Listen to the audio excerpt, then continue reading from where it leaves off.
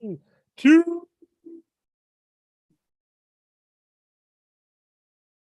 1. We're live here once again at In Your Head Wrestling Radio. I am the internet icon, the pride of the pilgrims, the most honest man in all the podcasting. Handsome Jackie Jones off my right-hand man, my audio soulmate, a very dishonest man on the internet, the canned peas of podcasting. Yes, sir. 1-inch biceps, the power goat. I'm the man who tells you what to do. The boss, baby, the king of all remarks. Yeah, we're here, Jackie Jones, once again to fill the wrestling world in about all the happenings that's going on in WWE, AEW, Ring of Honor, Impact Wrestling, GFW, what's another one? Ichabod's Wrestling Extravaganza, Control Big your Bubbles narrative. Wrestle Home, Global Force Wrestling, Star Mega Force Wrestling Academy, Stardom, New Japan Pro Wrestling, Ass Whooping Extravaganza, AAA, CMLL, Home Fry Wrestling Federation. All the top wrestling in the world. You're going to hear it all, folks, tonight. And that includes you, Dustin Nance, you, Dean Mia, you, Anthony Obastaz, and you too, Vic Schiavone. Hey, I got a spicy meatball for you, buddy, right here and in your head. So what are you going to do right now? You're going to hit that like button. Boom, hit the like button. What does that do? I don't really know, but hit the like button. You know what else you got to do? You can hit subscribe, and then you got to hit that little bell icon, not the internet icon, the bell icon, and you will get a notification every time we're live or anytime we upload a new video. Boom. And we need, the host is coming up. We got to pay for stuff here at the site, and we're also going to have some upgrades soon on the video. It's going to look cooler. We're going to use new program. So if you'd like to help out, you can super chat us some scratch here during the show. $5, you get a couple stickers. $10, you get 5. You're not buying these stickers. What you're doing is you're helping support the show because there's a lot of costs here. And an added bonus, we'll give you some very cool stickers. So do it up. Boom. Boom. Yeah, wrestling. Yeah. Wrestling. All right. Are we done? Hell yeah. All right. Thanks for tuning in, folks. We'll see you next week. I think we're done on the intro. But Jackie Jones. Intro. Boom. Yeah. So you got the box of Jericho on there. Very cool. Y2 Jackson. Bam. I think that was a gift from your boy Mitten until you banned him from sending you gifts. Banned. I've got a Thank you for the gifts.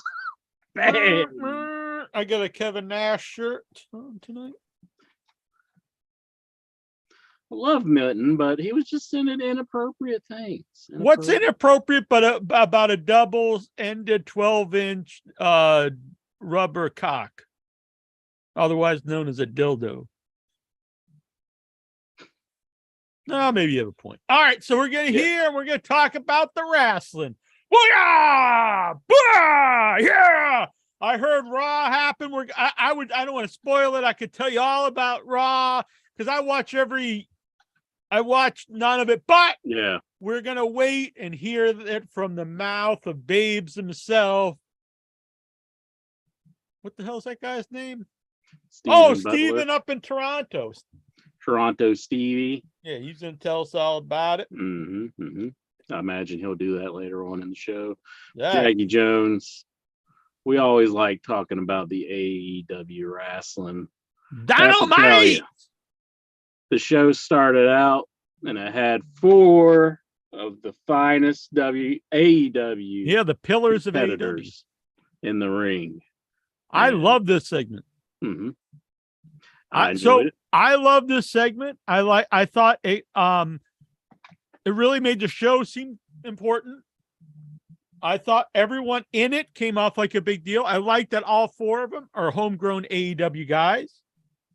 I like that it sets up they all want the title shot, because I think that's always important, that everyone in the company should want the title.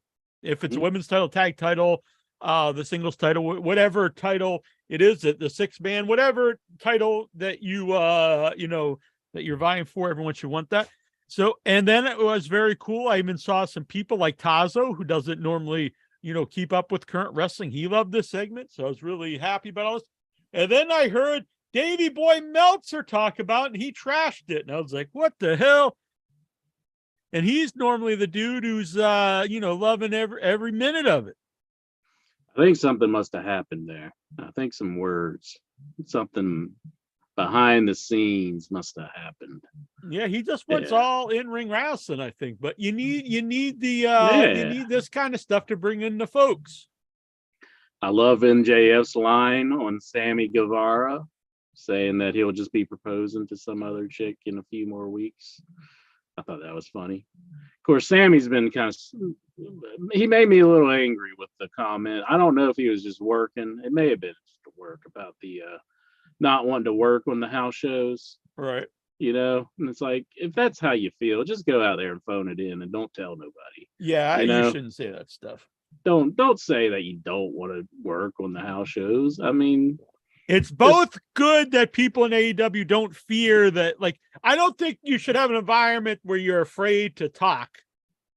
Because so there's extremes where, like, there's people that are afraid to talk in one company, but you should also have some sense there. Gogo's loving this right now.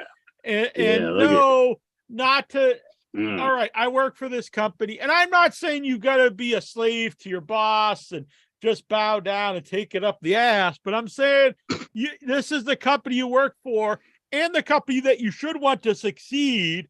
So use some sense and don't like publicly trash your own company, because that hurts the whole company's image, which hurts you and all your friends working there, or just all your coworkers, even if they're not your friends. These wrestlers, they gotta be smartened up on the way. Yeah, there's a middle ground between, like you're just fearful and you've got to cower and be a cuck, and just being, hey, fuck this place. There's a middle ground there. Exactly. Guys in ECW weren't afraid to talk openly, but they also didn't go out and trash their own company. But I believe that was some of Dave's issues with this promo, which I really enjoyed it. I'm not going to trash it, because it was very entertaining to watch. But Darby Allin did bring up how a lot of guys run to Twitter and post that they're upset. And yeah, I didn't mind that so much, because it was putting over that he loves the company. Yeah, which that's good. But I mean, bringing light that a lot of people are I'm sure that probably caused some people to go and say, "Whoa, well, what are they saying?" Yeah, I say fuck those guys. Well, they're on the internets and they're the fans, and they watch the show. But one thing we didn't get to discuss, though. Ooh, here we go, Brian Cutler. Our young boy. Brian Cutler. Cutler. He's the best. Better than butter. He's Brian Cutler. Better than Mitten. He's Brian Cutler. Yeah, Mitten, the best young boy to ever Butler. He's Brian Cutler. And if anybody's wondering, this is like Brian Cutler. I don't know why I did that. Brian Cutler. All right. Beautiful. All right.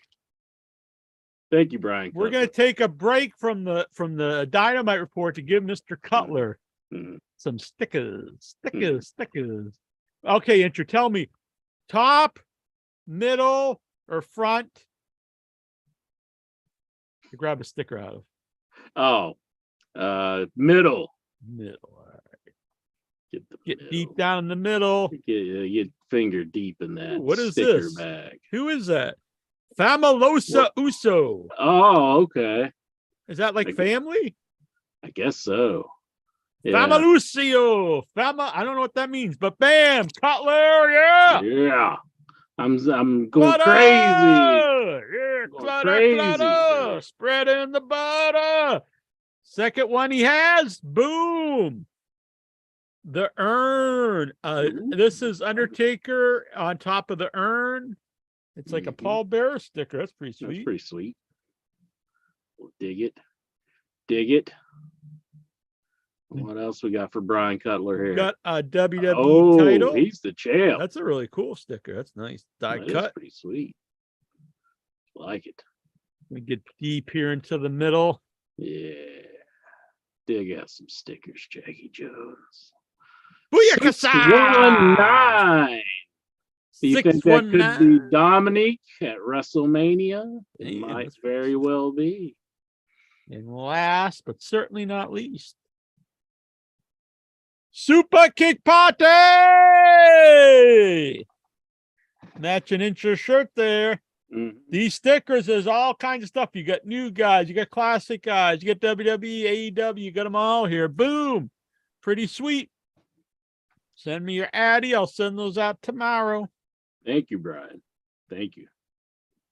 But Jackie Jones, what I was about to bring up before Brian so graciously donated to the show to get himself some stickers and to help us out, which is a good. Oh, Travis Sandow! Travis Sandow! Travis Sandow, Jack and Incher 2024. Hell yeah! Booyah! Yeah, I'm going to be the president. Envelope. We'll say that this is now the Travis Sandow. All right, Incher, tell me again. Front, middle, front, back. Yeah, let's go back. All the way in the back. The very last sticker here is Dean Ambrose. Dean Ambrose. There you go.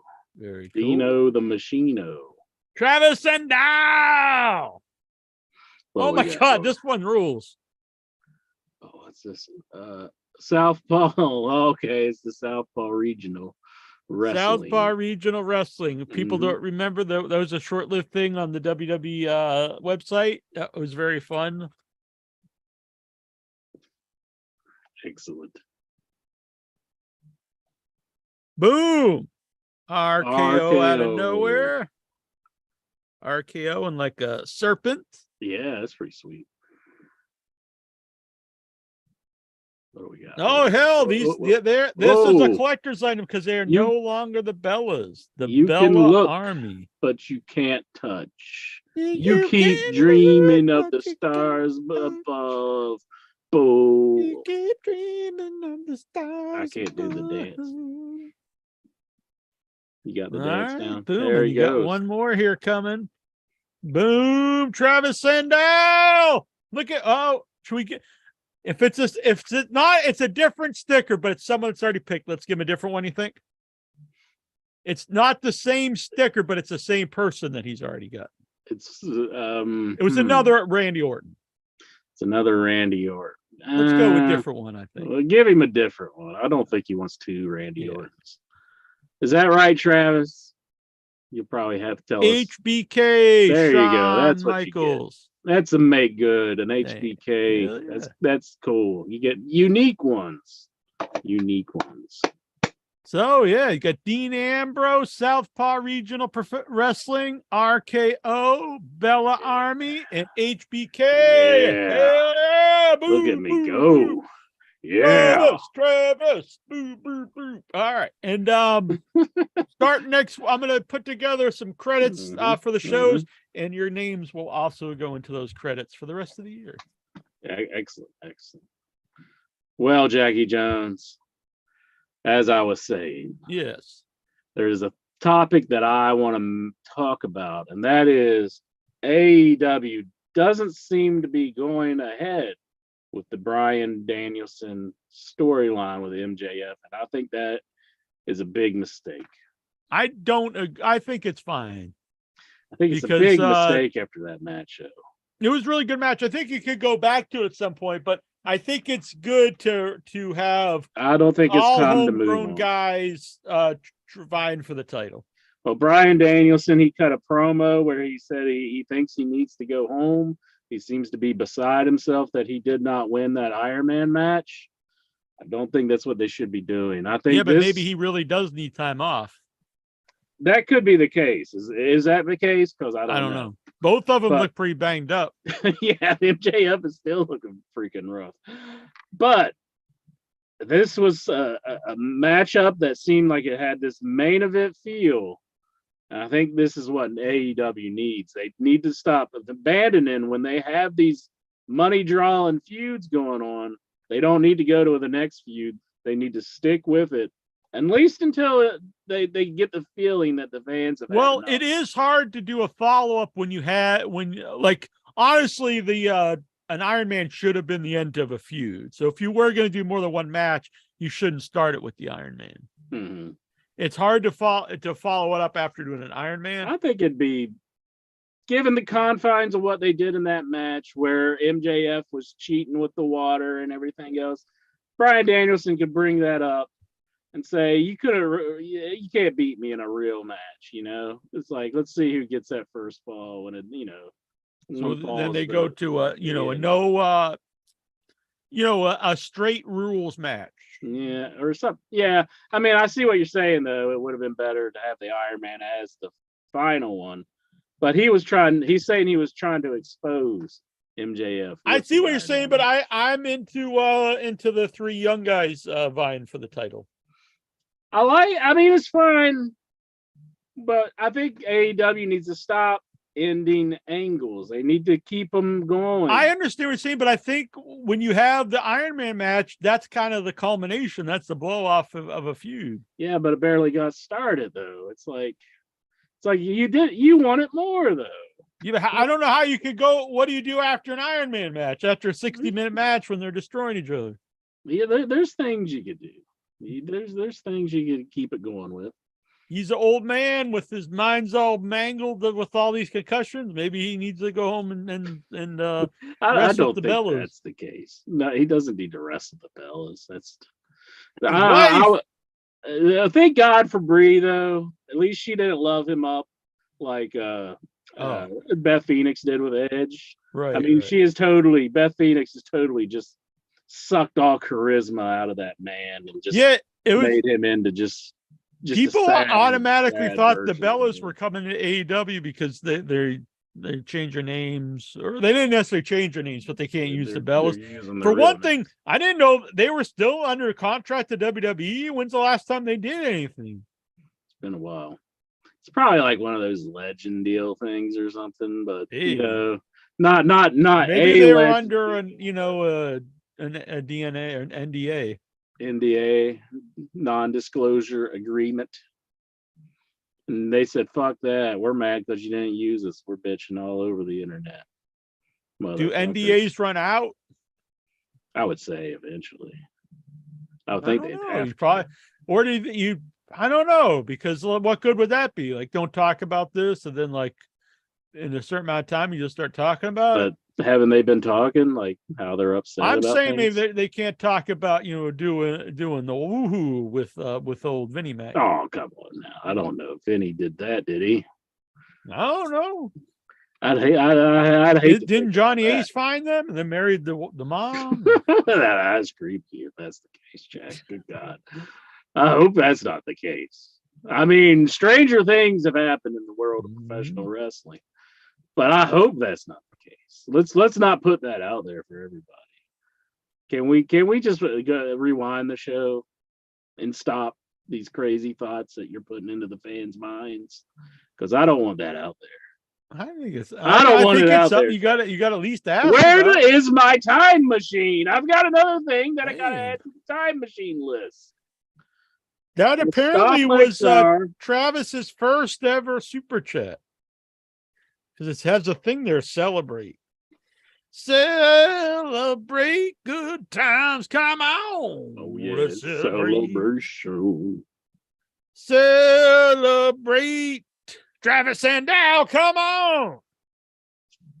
But since we're moving ahead, who out of those three people challenging MJF, who would you like to see in a program with him? Sammy Guevara, Darby Allin, or Ricky Starks? Well, it wasn't Starks. It was Jungle Boy. But I did. Oh, yeah. I actually, the Starks one, I do think I should have continued to go back to your previous point, because I think Starks was really becoming like a main event guy in that feud. And he's still like doing good with Jericho and stuff, but I do think it hurt the momentum to stop it after that one match. My personal, not Sammy, just because it's heel versus heel, and I think MJF's a tremendous heel. You can't turn him face. And Sammy, I think at times I thought would make a good face, but when he turned face the last time, it didn't work. But I think it's because of the girl. So I wouldn't do that one. I do think Jungle Boy is a future star for the company, but right now I would do Darby Allin. Darby Allin. Sounds good to me. I'm a big fan of Darby Allin. He goes through hell to make his opponent or make the match look good. He's the homegrown guy. He's cool. I think you could do a lot, but with those two. Fans are definitely behind him. Yeah, this was probably the best I've heard Jungle Boy on the mic. Yeah. Now, Jungle Boy, I think he needs to probably just drop the Jungle Boy thing. Yeah. That's one thing that I agree with Jim Ross. They need to get like a Jane. Just be Jungle Jack Perry is fine. They need to get a Jane to take George of the Jungle out of the Jungle Boy.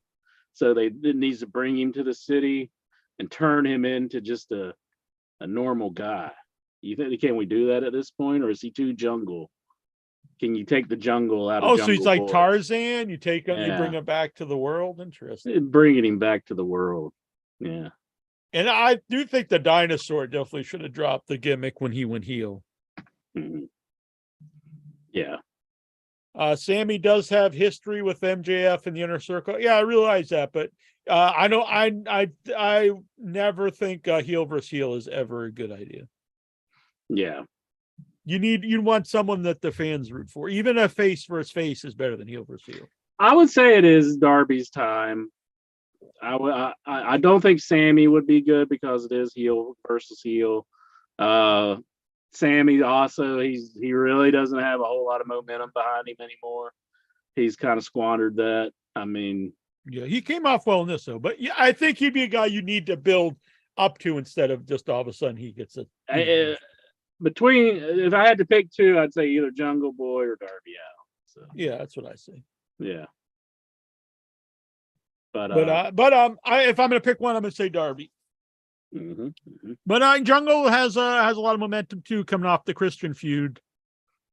Yeah, and I like the idea of Christian coming back every once in a while to always cost.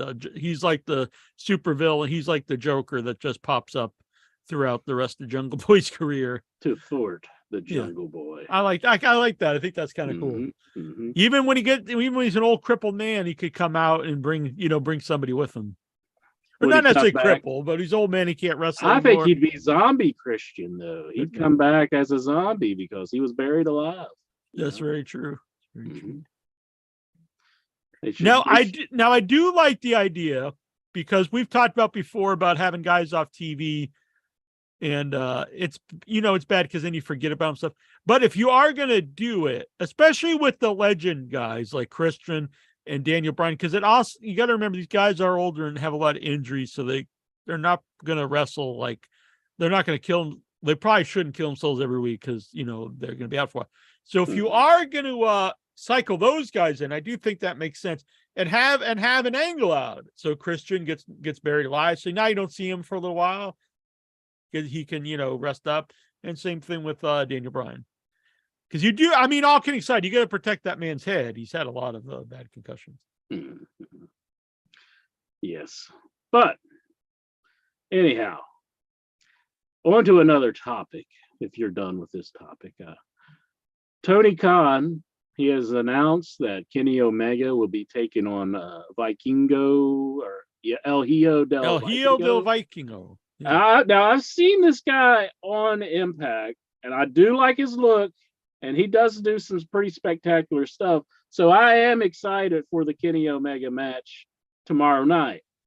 Now I know that Tony's received some backlash with some internet reporters saying that he's making it into a bigger deal. But what's the man supposed to do? Yeah, you're not supposed to. Oh, we signed this guy. Don't worry. Don't think it's a big deal. Yeah. Now I know we've kind of bashed him a little bit in the past about making huge announcements, and they're not that stellar of an announcement. Mm-hmm. But this, I mean, this seems like it was presented pretty well. I think it wasn't like he was like huge announcement on Dynamite, you know. But right. I think it was presented pretty well. I'm looking forward to it. I'm not real familiar with this performer, but I do like his look, and I think he could be a good star for AEW. And yeah, I really don't know anything about him. I'm looking forward to the match. Again, I just think, show some video packages of the guy. Yeah, that could be utilized better. Yeah, that would be something that's a main point for improvement for me in AEW. And they can do it because the Hobbs vignettes they did were great. And it actually, I think, did a really good job in building him up. Yeah. So I know they can do these. But so and it doesn't have to be like a 20-minute thing. It could be a 1-minute video package, some highlights, and just a hype video of this guy. Mm-hmm. We saw it in wrestling for years when someone new was coming in, and it would get me excited. And I know there's people out there telling me you can go to YouTube and stuff. That's nice. You could say that about everything, but everyone shouldn't have to go to YouTube and go and look these people up. You have the TV time, use it to hype stuff up. Say, hey, this is big. That is one thing I did agree with about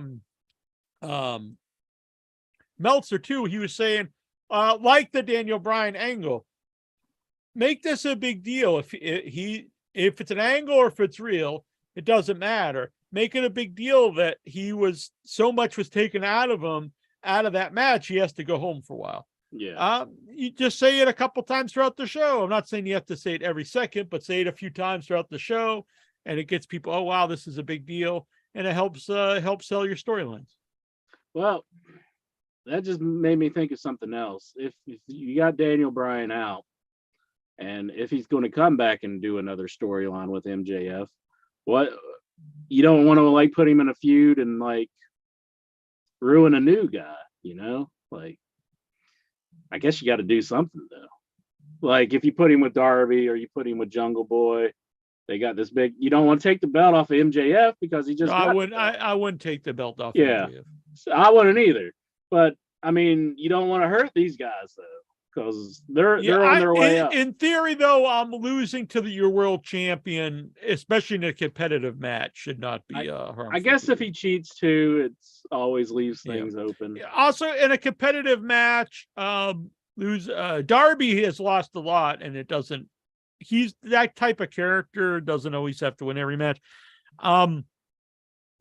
Jungle Boy maybe is a little different.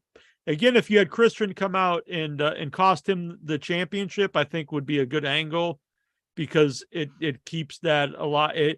And that would be an ongoing thing, I think, to build up like when Jungle Boy finally gets the title. Because I think they know he's a star in the making, and at some point he'll become champion.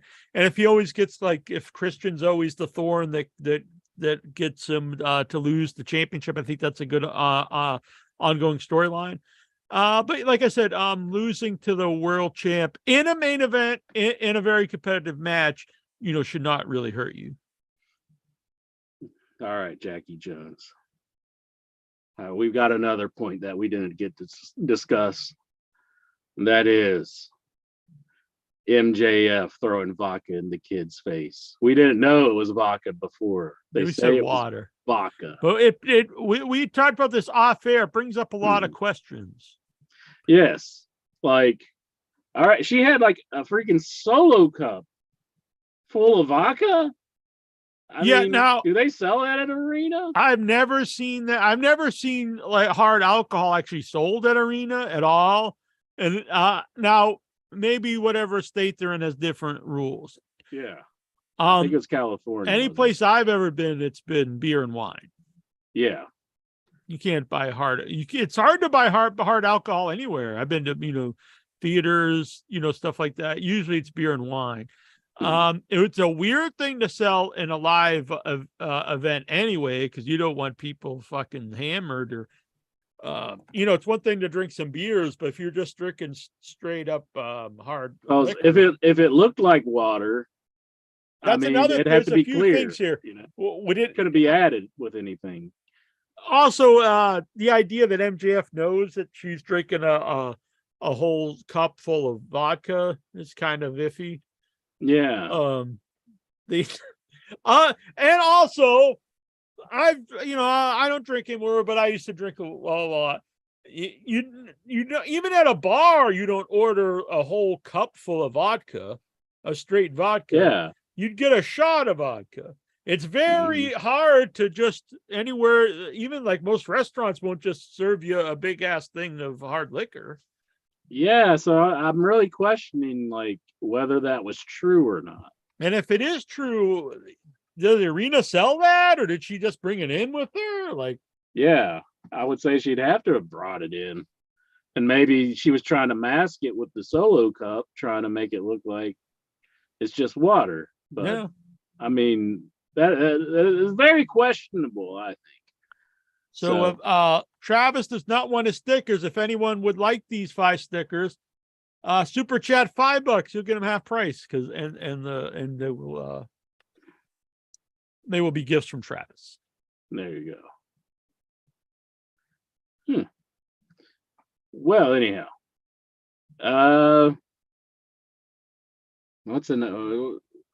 there's something else in AEW. I ordered Ring of Honor Club, and I've watched the first 3 episodes of Honor Club or Ring of Honor television, and I've enjoyed what I've watched, but I'm not necessarily familiar with all the people, and I'm giving it like what do they call that?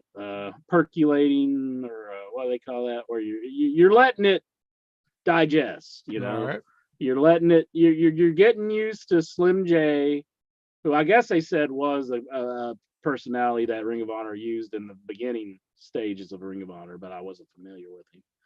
I'm getting used to these people, and I'm looking forward to seeing what happens with Ring of Honor. You got Samoa Joe and Briscoe, Mark Briscoe. He's going to have a match at the pay-per-view, which sounds pretty cool. He's going for the title. He relinquished the tag belts. They're going to have a thing for that. Well, I guess it's going to be a tournament in Ring of Honor. So we're going to see who will get the tag belts. So looking forward to seeing who wins that. I would like to see the Lucha Bros win that. But any interest in watching any of the Ring of Honor shows? I just think they should have had they really didn't even build it up. Like, they didn't really mention it too much. I mentioned a little bit, but I think they should have had a solid card and at least one big match, one big title match. Because I like what was the first guy that went? Oh, I meant the Ring of Honor Club. The pay-per-view sounds good though. I will buy the pay-per-view. You got Claudio Castagnoli. He took on our AR Fox. Yeah, AR Fox, who I think that's a good match, but that's not a marquee match that people are going to like, oh, I got to go buy this. Yeah. If you're wanting people to pay their money, you do have to present a big match. I don't even think, nothing against AR Fox, I don't even think that'd been a big match just for a free TV show. Even if that was like their kickoff TV show, I would question like that as your main event. You should, honestly, you should have had something big that people want to see for the first show, and then go from there. But Athena has defended her belt twice now on Ring of Honor shows, and what's the girl's name that dances that does the? Yeah, I like her. I've been saying that they should do more with her because she really is over with the crowd.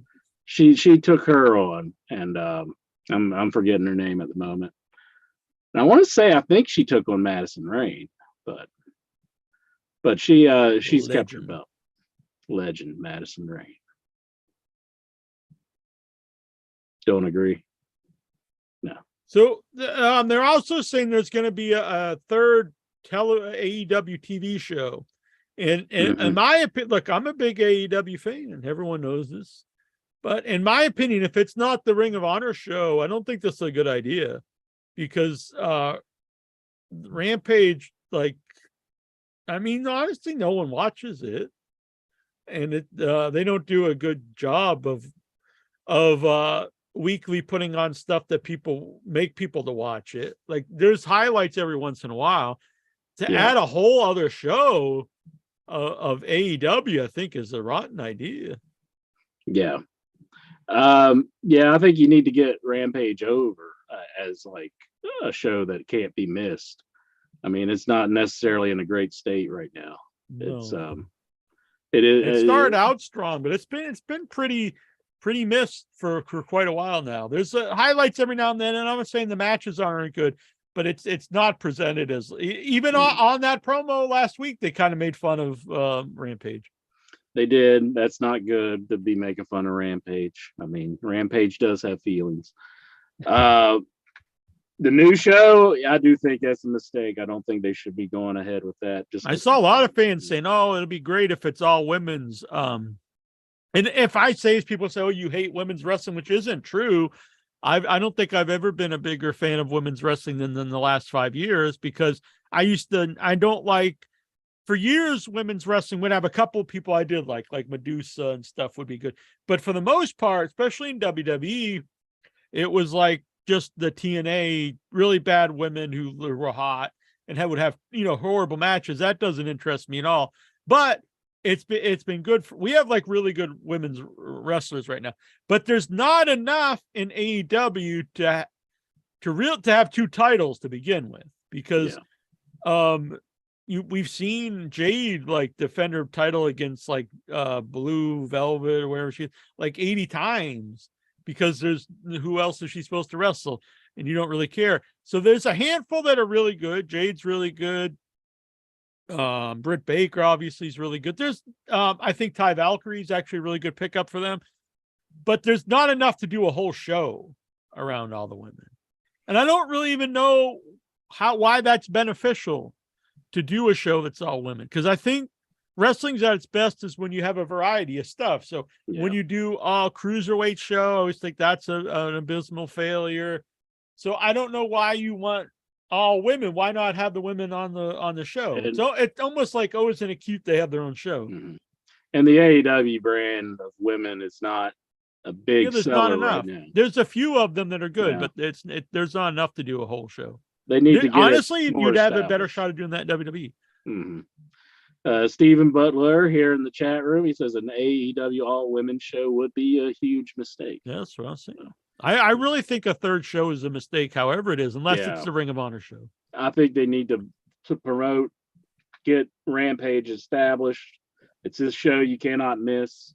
Right now, they're not doing that, and they need to do that. Mighty Lexar, he also goes on to add, to none of this, Jack suspended me from in your head is like MJF throwing vodka on the kid's face. How does that make any sense? I don't know. Besides Lexar being childlike. Tyler S., he says, God bless you fellas. Boom! Yeah. He also said that Mean Gene first of all, he says be a man, but it was nothing about being a man. I used to drink straight bourbon and stuff on the show. I'm just saying, anyone who drinks and you go, it's very hard to go somewhere that will serve you just a big ass cup of hard liquor. And if they do, it's probably going to cost you like $50. Mm-hmm. But I've never seen it at an arena. Yeah, that's going to be expensive as hell. It's like, I'd be really pissed if MJF threw that drink on somebody if I just paid like over $50 for it. Patrick Howell, get the table, says Tyler S. But my question to you, Jack, does Patrick Howell exist when he's not in our chat room? Does he exist? That's interesting. He's not in our chat. Do any of us exist? I'm going to say no. I'm just going to throw it out there. I don't think Patrick Howell exists when he's not here. I think when the show is over, it's like when you turn out the light, it's just gone. Erased. It's gone. Not there. It doesn't exist. Now the light bulb exists, but when you turn off the light emanating from the bulb, it's not there, is it? It's gone. You can't go pick it up or look at it. It's gone. And I think Patrick Howell's the same way. Once the show's over, he's not there. He's not sentient. He has no presence. He doesn't have a future past. Am I being erased now? Oh, no. I think we found the secret here. They don't like this kind of talk. All right. So I think that goes for the entire Headyverse. You really don't exist unless you're listening to this show. I think that's fair. Mm-hmm. Yeah. And if you want to help out, we are two nice people, Travis Sandal and Brian Clutter. If you want some cool stickers or just to help out the show, donate and we'll give you some stickers. All right. You want to take in the Zooms? Yes, Jackie Jones. I want to hear from some Zoomers. Some Zoomers. We should start saying, okay, Boomer. Okay, Zoomer. But in the near future, we might not be using Zoom anymore, but we'll see. Yeah. See, I would have did that thing you told me about, but I said, well, if we're just going to switch, what's right?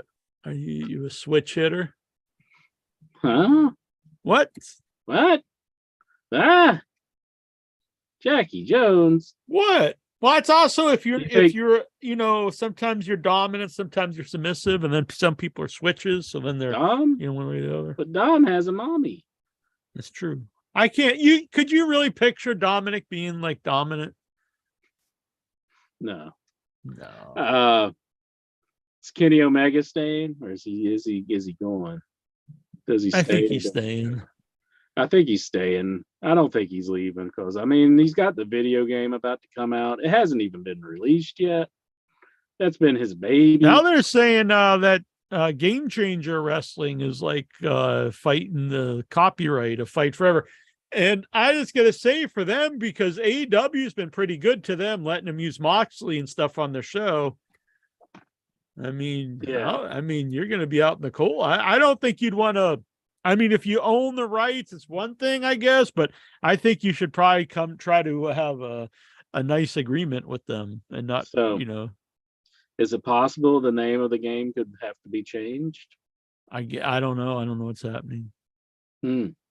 I'm interested though. Yeah. I just changed. Yeah, it's Fight Forever.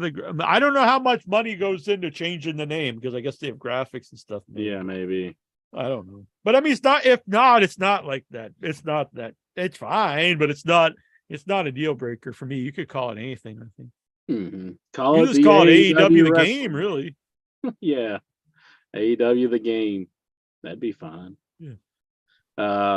But we'll see what happens with that. Looking forward to the game coming out eventually. Seems like it's been in production forever now. Forever. I know.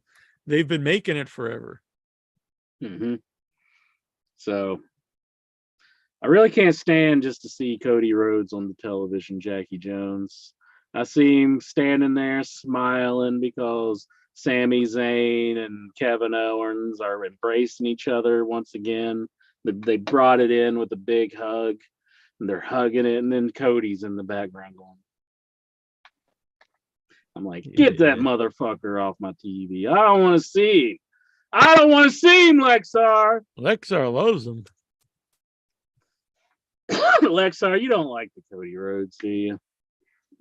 Lexar, he's doing the deed to him. He makes Jack very angry.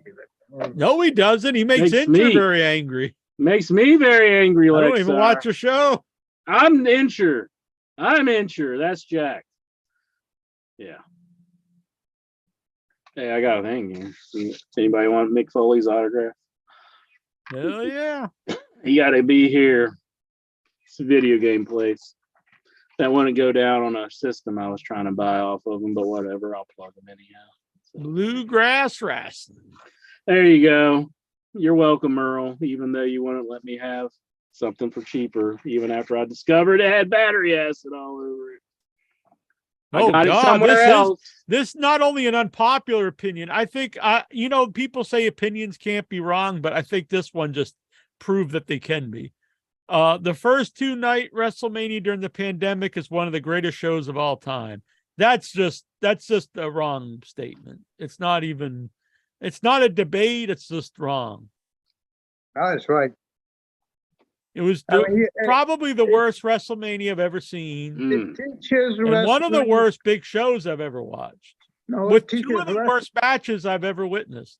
Well, the main event with Bray, I will say, is the worst main event I've ever seen in my life.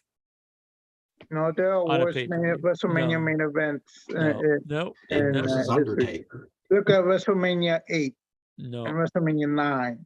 not even close. The Bray Wyatt's scene, it's not even a match. It was like a dumbass, a really poor indie horror thing that was horrible. I don't think that would even played like at festivals or anything. It was terrible. It was so good. It was so good. It was No, it entertainment. And it teaches. It wasn't. It was the opposite of It teaches entertainment. wrestling how It to- was I'd never want to watch this again. It teaches wrestling how to be different during a time. It was the uncertain- shits. Just because something's It was different awesome. doesn't mean it's good. It was awesome. It was not. Then why did they not do it Lexar, again? I gotta imagine. My I gotta God. admire his tenacity in defending this event amongst people who all think it sucked. I thought it sucked too, Lexar, but good on you for standing up what you believe in. But the only thing I remember from those is Kevin Owens getting up on the WrestleMania side and saying, "Here's your WrestleMania moment." That's about all I remember from those. So I'm throwing this out. That to the Edge was Heavyverse. just freaking boring the shit out of us with a 36-minute match. Or how long was that freaking match? And it sucked so bad. Just wanted to blow my goddamn head off. Everyone in the awful. Heavyverse, I want you to do me a favor. Send me a picture of you somewhere, preferably somewhere it's easy to cut you out of, where you're looking up at the sky pointing. And I want to take all these pictures and I want to put a big In Your Head banner behind everybody in the Heavyverse, all pointing up the road to In Your Head. That's right. All right. So you're going to send me the picture, not here on Zoom. Send it to me on Facebook or email me at iwatchwrestling@gmail.com. Man. Boom. Point to In Your Head. Exactly. You need You to can. do. I'll Photoshop In Your Head for you. But They should make a shirt of it. Point to In Your Head. there you go. Mhm, mhm. You're on Just this like- road. Just like the WWE had those T-shirts that says "Stand Up for WWE." You remember that? Yep. Yeah, we should did. make We up- did stand up for In Your Head. Mhm. Stand The Up for Geek In Your Head. Getaway, he's in the chat room, Tony TGD, and he says, "Can I point up without using my hands?" I don't think you can. What's he gonna stick? He's got a really big nose. He got he hasn't shown his face. I haven't seen a face reveal of Tony TGD, so I don't think there's any pictures. I've heard that he looks like Luis Guzman. Maybe he's just like Patrick Howe, and maybe he doesn't exist. Maybe he's just AI. Maybe. He's a Chat GTP man, Maybe. whatever the fuck it's called. And don't forget, send in super chat during the show, and you will help support the show, pay for these expenses, and you'll also get yourself some cool stickers. All right. He says maybe I'm like Val Venus. So I think he means pointing with his penis. What? Like Val Venus. Oh. I'm pointing with my penis like Val Venus. What are Oh, you? What are you? God. The next 619. DJ Curly Bear or something? DJ Curly Bear. I got a thing the other day. I moved down the rankings to number 4, and I was like, I was like in the top 3 for like 10 years. How could this be? That was pretty sweet. That just shows how amazing that rap track is. Mhm. It is pretty amazing too. I need to get back into the studio. Steven, are you looking forward to another Jack track of DJ Curly Bear doing his thing with the mic? Are you down with that, Stephen Butler? Sure. Hell yeah. DJ Curly Sounds like he's ecstatic. The fans are going crazy, Jack. Listen to him. He's losing it. Ha, ha, ha, ha. Tossing imaginary babies in the air. Hell There yeah. you go. Boom. And it's just going to be tossing my salad. Yeah. What? I never agreed to that. What? That's the next song. No, that can't be the next song. That's awful.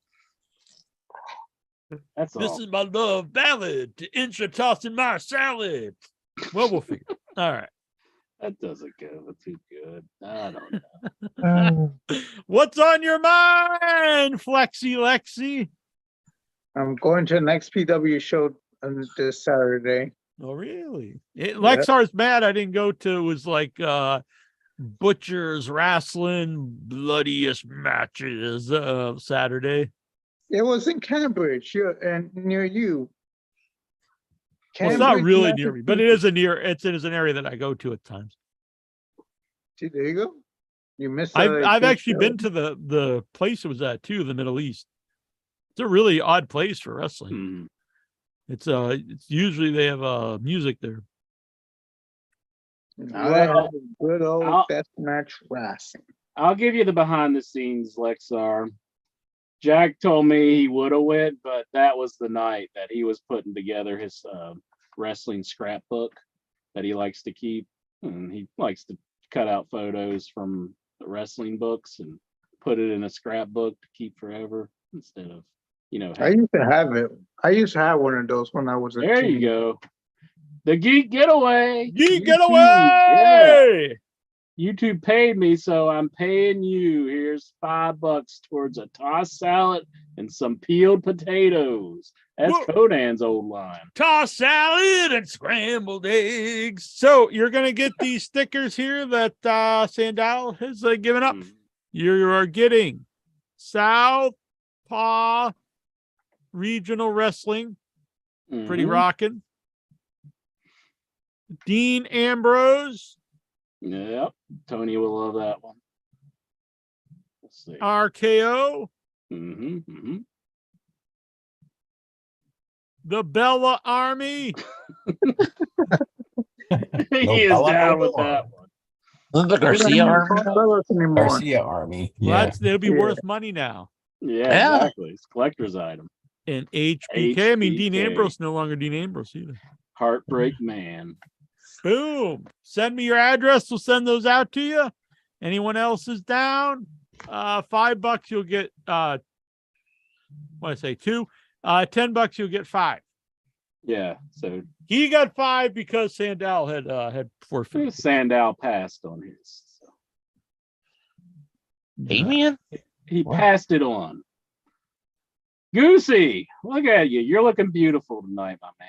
Look at Thank you. you, sir. I appreciate You're it. welcome. Hell yeah. The Greek Geek Getaway ain't the only one pointing now. Oh. Intra's looking at the goose and he's pointing Yeah, straight up north. Something's pointing up north. He's like, boom, boing. Intra was messing me the other day. He's like, lick my boots, you little bitch. I was like, what the hell? And he's like, oh, sorry, I meant that for this other dude. I'm like, what the hell? You guys are into some pervy stuff, you and Lex are. We were talking about that. Me and Lexar was talking about GC Dub and Matt Cardona and all that good stuff. I don't want to bring this. I don't want to bring it on a somber note, but we found out some news today that's really sad. Oh, come on, Goosey. You're not going to hit us with like WWE selling to Saudi No. Arabia again, are you? Matt Cardona broke. Speaking of Matt Cardona, he broke it Oh, today. Rest in peace to Piss Jug McGee. Thank you for probably one of the funniest wrestling moments in the past 20 years. the man who was exposing his rather large belly, and he Yes. had a jug in one hand. And Yes. some people believe it was his own piss. He has passed away. So, Yeah. what was it? I don't know the man's name, but Eric or Michael Jones is something? the- Eric? Mike. or- It's Mike. Oh, Mike. Mike. Did you ever meet Mike Lexar? He sat in front of me at last January at the last XPW show. Oh, really? Right in front of me. Dang. Was that Did you- beer in that jug or was it legit Did piss? he drink from the jug or did he just pee in it every now and then? I think he drank from it, just like little sips. But Huh. mostly he hanged the jug in front of the guardrail at ringside. Must Like what be he did apple. with him. He hang his little piss jug in the guardrail. Oh, That's what Did he you did. ask him what was in the jug? we've lost No. Jack. I did not talk to him one bit. I'm assuming But, it was like apple juice because I don't think he'd be drinking his own piss. No, but he did drove like I think 12 or 13 hours from his Middletown and Well, I think Tennessee or that's whatever. good. Incher wouldn't drive 5 minutes to go see my movie. 5 minutes? Wasn't 5 minutes. Jeez. It was like 8 hours. You know, this guy's driving 18 hours with a jug of piss. Yeah, Damn. did it until it literally killed him. Yeah, but that's awful. Rest in peace. I do question Matt Cardona posting about the guy dying and still calling him piss jug. I was like, do you have to call him piss jug when the man's on his death's door dying of cancer and then he dies like an hour after? That's his gimmick. That's Mike's gimmick. That's his real name, Mike. Yeah, I know. I'm just saying. I don't know. Do you have I wouldn't refer to the man as piss jug when he's dead. Yeah. Like, hey, it's too bad. Piss jug died. Well, maybe he didn't know his real name. Well, call me. He said Mike. Just call Mike and post No, a picture and say this fucking loser carries a piss jug's dead. Sorry. No. GCW called him Mike because they know him personally. Mhm. Dude, these guys on fucking Facebook, and he also called the piss jug Mike. So he knew his name was Mike. So he could have said Mike, or he could have called him PG or something. If the guy's dying of cancer, in your tweet about the man dying of cancer, which is a horrible death, you're calling a man piss jug. Have some fucking common sense. Well, Incher, would you call a sir. man who's dying? Piss jug? No. I think I would try to refer to him something a little more respectful. I'd refer to him as his real name. Yeah. Urine sack. The Geek Getaway's just got to keep kayfabe, so maybe that was his kayfabe name, and he didn't want to shoot name. Maybe Mommy Mike named him piss jug. Maybe. I think Lexar, in honor of this fallen man who died of cancer, that you should name your firstborn child piss jug. Piss jug Calero. Yeah. Mm-mm. Why? You're Well, just that's telling not- me you gotta. That's the man's gimmick. Gotta keep it alive. Yeah. So, Lexar, if you are at a strip club and say like a stripper decides to do the naughty with you, and you That's ejaculate, not going to happen. if she decides to do the naughty with you, this is all hypothetical, Lexar. Lexar's buried himself. He's I like, know "That'll he never says he can't happen." ejaculate for the stripper. What the hell, Lexar? So she has sex with you, and you create You a child. don't want to have sex with the stripper? Why are you even at the strip club? You're like, oh man, I just want to play some Chinese checkers. Well, my boss told me like a strip boss club's thing. all fantasy. It's just a fantasy. You're not That's going to what have your boss sex with a told you? woman. So Yeah, my boss told me. if she's like, okay, honey, let's get out of here. Like, nope. This Just gonna eat these pretzels. This boss of his is like the Working. Lexar Whisperer. He's like the only one who can get through to Lexar. We've been trying to tell him this forever now. Why the hell are you going? You're Yes, spending all your money, and if they would want to have sex with you, just tell them no. Just to have a fantasy. Although the You stripper can't have a fantasy at home. although the stripper I've been having like lap dances with, she like every time I get a lap dance, she like grope my groin area. She like Oh yeah. feel. Oh, Yeah. Yeah. Let me tell you. I'll give you a little tip here, Lex. I'll get you Just like a the bottle. tip. Just the tip. No penetration here on YouTube. Well, you know, off YouTube, I'll give you the full. But get you like a bottle and put some Tic Tacs in it and put it in your crotch area. So next time when she grabs your crotch area, she'll hear that rattling a little bit. What You is she know, like? it Oh might- man, he's got some Oxycontin on him. It might help out in the long run there. I was thinking wrap it in bubble wrap, and then when she squeezes your balls, it just pop, pop, pop, pop, and you just start laughing. Like you, what? You're saying put bubble wrap around your balls? Yeah. Then when she's groping, it just starts popping, and then it's a nice little gag. What are you, Bozo the Clown? What, he don't want to have sex with her, so he might as well just have fun. You don't do that for a stripper. Well, he don't want to have sex with her. Oh, so he's going to pull out like sight gags, Might as like well have a carrot good top? time. He's going to like, Yeah, she's gonna try out his carrot top routine on the stripper. and when she smacks him, he's going to spit out like chattery teeth. It's like, oh, Right. Then he pulls out his wallet and he opens it up, and it's just like one of those snakes that pop out. that's what he undoes his crotch. He gives her The a snake dollar, falls. and it's really just like a never-ending hanky, and she just keeps pulling it. squirts isn't the a good- flour on his lapel pin. I don't think a stripper would be very amused by this for very long. She would probably just go on else to. I don't know. I Some think other this mark she might could be steal the her way to money. her actual heart. She's like, Yeah. all these other guys are just wanting to bone me, and this guy, he's pretty fucking funny. This guy wants to show me his Three Stooges. Yeah. I think comedy goes a long way. I think Jack's getting ideas from the strip club that has clowns in it. I've honestly never been to a strip club, but the time I did think about going was in L.A. with Lawrence Harvey of Human Centipede 2, and he was trying to find. He heard about this one in L.A. where it was all like midgets and clowns. I was like, just the experience of going to a strip club of midgets and clowns with Lawrence Harvey of Human Centipede 2 would have been a cool story. I did. I don't know if that should be brought up or not. That guy. The photos of Lawrence Harvey on stage, and he was receiving a lap dance. Oh yeah, they're on my Facebook. Oh, okay. Based on, I don't know who he I is, actually but took those photos because you gave me your camera and said, "You're a square guy who's just standing in the back. Take some photos." So I did. I actually snapped that shot. That was at those conventions. That's when some of the people I know, they say, "Oh, this is when Neil becomes a pornographer for the weekend." Little did you know.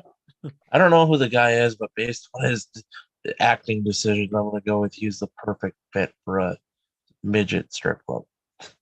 Mhm. So, I could see Goosey working at the midget strip club, like as the Yeah. bouncer. Like when somebody gets out of order, Goosey comes. there's a midget wrestling federation I saw the other day. Yeah. You know, Micro you wrestling. should go wrestle for them, and this is a real idea. Bill yourself as like the world's biggest midget. You could be I'm like like the Andre. 6'2". I can't. I know. So look how that would be like a giant midget. You'd be like Andre the Giant of midgets. They do have a guy You'd who's be like the five. Omos of midgets. They do have a guy who's 5'1". His name is Andrew the Giant. It's pretty I like it. fun. Tony TGD, he wants to know, are you tipping in pennies at the strip club, Lexler? You You're put You're it right. like IOUs. you put it in Yeah, the crack of their cool. ass. It's like you're putting them in like a vending machine. Have you ever made it rain at the strip club, Lexler? With pennies? That might hurt. No, unroll pennies. Make it hail, not rain, hail. When I was Okay. I don't know, I was probably 13 or 14, or maybe even probably even a little younger than that, probably 10 or 11 or 12, somewhere around there. And my friend's older brother took us to the movies, Rob, and my friend was Joey, his older brother's Rob, and we stopped to get gas, and Rob paid for the gas. It was like, I don't know, $10 or something. Maybe it might have been less, $5 or Dump the $10. thing of And he paid a big bowl of unrolled pennies. And the guy just looked at him and he's just like, get out of here. He already got the gas, but Get the hell out of here. You have your mom like bake the strippers like cookies or something, like Sarah. would you bring a stripper home to your mom? I Yeah. mean, not to like entertain her, but be like, "Oh, this is my new lady." Hey, mom, look what I got for you for your birthday. I don't think she knows that I'm going to strip clubs. I just told her I'm going to a restaurant. You tell her you're going to a restaurant, and you go for like 4 hours. That's a good Philly cheese. What restaurant do you say you're going to? Going to the KFC, mom. I told her I'm going to a restaurant, but I don't tell her the name. You don't even ask. No, she never asked about the name. Just say, yeah, oh, I'm going to a restaurant. Okay. What do you tell her when you go to wrestling? He's going to the strip club. Yeah. No. I do tell her I go to wrestling, but she had a hard time understanding what the WWE, the difference between WWE and the independents, just like GCW, ICW, and XPW. She thinks it's the same thing. But I told her, no, this is the company I go to. This is GCW. This is XPW. If she found out you were going to the strip club, would she would she ground you or spank you or something? No, she just like, who cares? Then why do you lie? I think she would not approve. Why would you tell your mom That's that you're why. just going to a strip I think club? that's why. I can she- understand that. I mean, I don't think your mom's gonna approve. you don't want to just If be I- that honest. If I told her I'm going to a strip club, she'd probably be disappointed. That's why I don't want to. Yeah, you don't want to see that look of disappointment on your parents' face. You just want to be able to get out and just go do what you got to do. Like you spilled olive oil on the front of your pants again at the restaurant. God damn. What is it with you? Mayonnaise.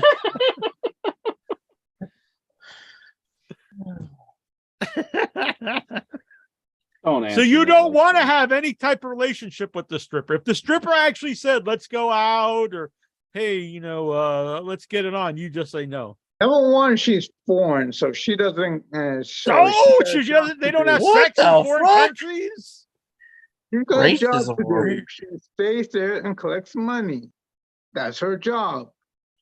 And plus, this one time I saw this Jerry Springer episode where this guy cheats on his girlfriend to try to convince a stripper to go with her and like get a date. But she said, no, I'm just here for your money. I'm just taking your money away. And then the guy tried to get her apologize to his girlfriend and tried to like propose her to be his wife. And she said, no, we're done. We're done. So she left him and the stripper. So you're left her. afraid she's gonna So- steal you from your wife? I don't have a wife. Yeah. saw So why this- don't you want to have? Why don't you I want to have saw sex an with a episode stripper? It's all a TV show. Springer. Jerry Springer. Yeah. Tell us about Jerry Springer, Jack. I don't give a flying fuck about Jerry Springer. I'm just wondering why Lexar doesn't want to. He just wants to jizz in his pants and not have actual I want intercourse. a girlfriend who's into wrestling and maybe daytime talk shows. But that's it. What if the stripper is like into both of those? Good mixture. Yeah, was she like watching The View and Yeah. I don't giving think you a she view? would watch the View. They would sleep during the daytime. All right. What's on Goosey's mind? How am I supposed to follow that?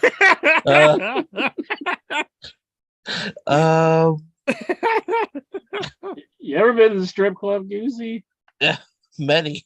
Yes, Oh. I've been to school. By the way, I've been selling some old wrestling shirts, size 3X and 4X. I sold a bunch of them on Facebook, and I've been selling them on eBay. So if anyone's interested, let me know. I just sold the Let's Wiggle It on eBay. It's a New Day shirt. Wiggle it just a little bit. Goosey. Yeah, Lane out there's bought a couple, Mhm. and Stellar Steven bought a few. Are your strip clubs the full Monty, or do they go bottomless, topless, and the whole Just deal? topless. Just topless? It is Wow. actually against the law in the state of Minnesota.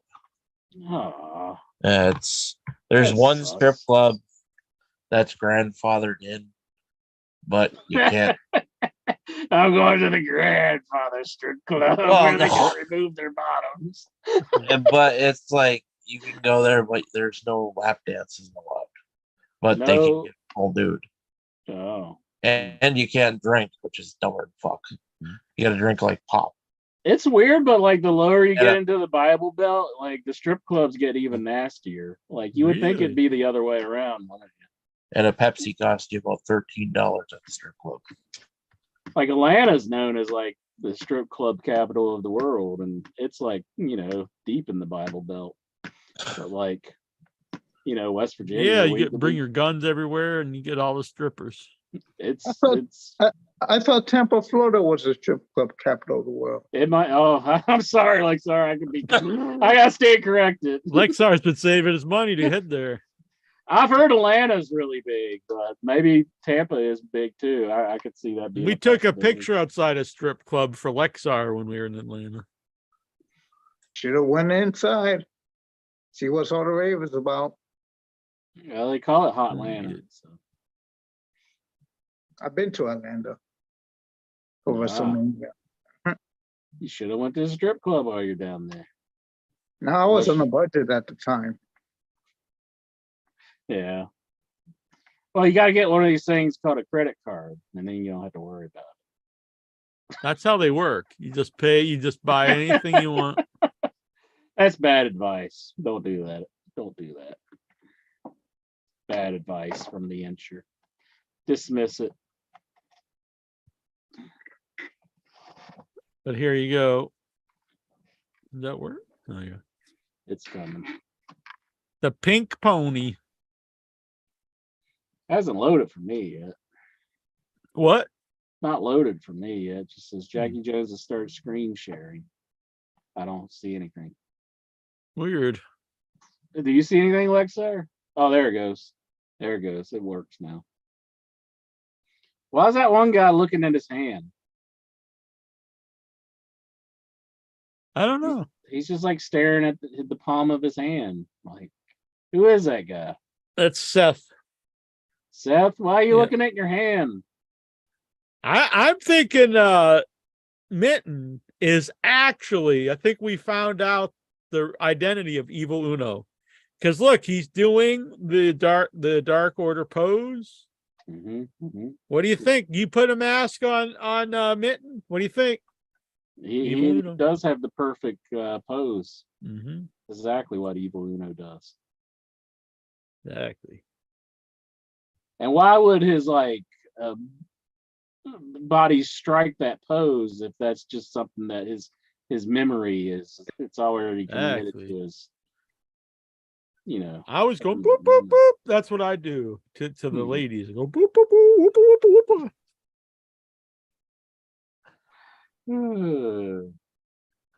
All right. Anything on your mind, Steve? Before we get to the Raw report. I don't think we got anything off of Goosey's mind. Oh, I thought he said all kinds of stuff. I mean, I did see where Rhea Ripley was bitching about the fans wanting autographs. Yeah, no, I do not agree. That's what she said. She was, I agree 100% with her.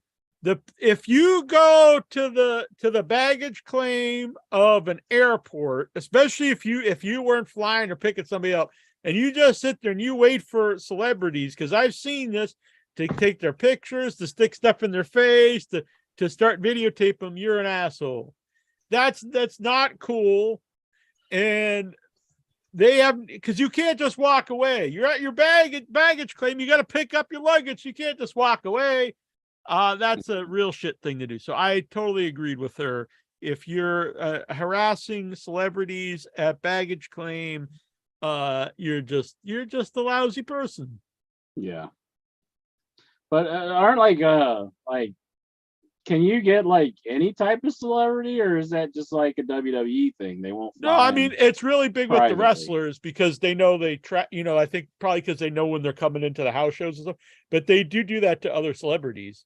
Because I've seen, the videos, and then they follow them out to their car with the video in their face. Because you can't just you first of all, you got to stand there till your luggage comes out. You can't just, oh, fuck these, I'm out of here.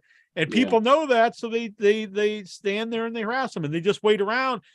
And you can't kick someone out of there because they don't know if you're there to meet your friend who just got off the plane. So they just stand there and hang out and then harass the people when they come. And then that's just shit. I did have a person question me while I was waiting for you in the airport one time because they're like, this guy's gonna harass the internet icon. Let's get this fucker out of here. I sat there for hours, like staring at this one terminal, like for hours. Like I just wanted to be in the right spot. And then like this guy came up and he asked me like what I was doing, and I guess I was freaking him out, but yeah. And then you ended up like you went actually like you're in the like the lower floor or whatever. That was the first time we met in Rockville. Oh yeah. But they had like some sort of scare, like where remember that they had like because I remember we talked to King. You had a stare like in Full Metal Jacket? No. Oh, a scare like I thought you were just some sort of terrorist threat because we mentioned it to King Kong Bundy. What's your major malfunction, numbnuts? No, not like that. But and King Kong Bundy was like, "Oh, I was in flying during 9/11." He's like, "So that's nothing, guys. Don't come telling me about it." Yeah. And then he just gave you the avalanche. Yeah. You just laughed. In all honesty, this is not a knock on you, Intro, but if Bundy just threw you into the corner at the hotel and gave you an avalanche, I probably would laugh.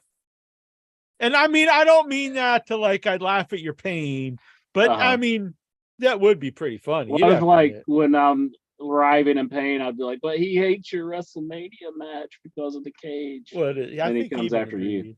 Yeah, but then he's like, then he demands a 5 count. Mm-hmm. All right, what the hell were we talking about? Weren't we talking to Goosey, or is Goosey done? What were you talking about? Oh, you brought up Rhea Ripley at the airport. Yeah. Is that it? Anything That else? was it. Yeah, that's all I got. Goosey, God bless you, my man. You don't call us up and start talking all kinds of nastiness like Lexar here. I'm just kidding, Lexar. I probably brought it up. I'm sorry. I love you, Lexar. You've been to, when's the last time you went to this? Did you go to the strip club last week when we didn't do a show? I listened to Classic in Your Head. That's a good man. That's a good man. I found out a couple interesting things, though. What's that? Intro watches Designing Woman was his mom. Oh, man. Yes, I still do that. Really? That was back in the day when Designing Women was like a brand new show. That was no, it wasn't. What did that come on? Like in the 80s or something? Yeah, the 80s. I was a little kid when I used to watch it. I thought you meant when you were talking about it on the show. Like, well, the way he says it, it makes it sound like I was just doing it yesterday. But yeah, you just said you still do it. No, I was joking. But like when it was actually coming out, and Designing Women was a brand new episode. I remember at our old house, me and my mom, I'd sit on her bed and we'd watch Designing Women come on this like little 13-inch television. We used to watch it all the time. That's back cool. in the day. Sounds like cool. You gave me gripe about watching daytime talk shows, but you don't give an inch of gripe about watching Designing Woman. No, I respect watching a sitcom, especially back in that era, more than watching daytime. Dixie Carter was on Designing Women. Really? Whoa. Now Lexar's getting all hard. Yeah, not the Impact Wrestling Dixie Carter. Whoa, Goosey! He's like, I gotta get out of here. I got some business to attend to. Dixie Carter. Hold on, let me. Oh man. All right. Now it's time, I believe, for the Raw report. Raw report. Is there anything on Steven Butler's mind before we go to the Raw report? Yeah, I'm sorry, guys. I joined late, so I apologize if you've already covered this, but So I guess Tony Khan is interested in Goldberg, but Oh, we have not covered that. he didn't cover that. So No. Let's hear I about it. can't. I mean, like, I can't. I mean, well, I guess I probably could see Tony Khan being crazy enough to sign Goldberg or I the don't think Garcia it's. I don't twins, think it's crazy. but I don't know. I mean, like, I mean, they got Sting and they've used him in a fairly Yeah, good I'll way be with honest. Darby. I'm The shocked how they used Sting, him with Darby. Billy Gunn, I think really fun, and I actually think I wouldn't bring What? him in and have him fighting for the world title or something, but you have Goldberg in a 6-man like you do with Sting and the tag teams, and he just comes in and hits the spear and stuff. I think you can have some fun segments. Here's what I'm going to say. In this QT Marshall shit, get it off television. You don't belong here, QT Marshall. Put Goldberg as Will Hobbs' mentor. There you go. I mean, that would work. He's Powerhouse Hobbs. Goldberg can cut. If you want to do like a Darby Allin, That Sting does not thing, work. That doesn't work. you want to see Goldberg wrestling every week? No, I didn't say that, but I don't think Goldberg as Hobbs. You want to see QT Marshall? And I they're didn't going say to that. It's not do like that's the only choices you have in the world, but I don't think they really fit. that one bit, what the TCM or TMZ or whatever the hell that show is. Yeah, that was the shit. Get that shit off television. That's I'm not awful. disagreeing with that, but I just don't think Goldberg mentoring Hobbs is the right fit. I think it will work. I think it'll work. Now, Oh, Goldberg in a feud with my boy QT Marshall. The return of the wingman. What if Goldberg is the new wingman? Goldberg and pretty Pete Avalon, new tag champs.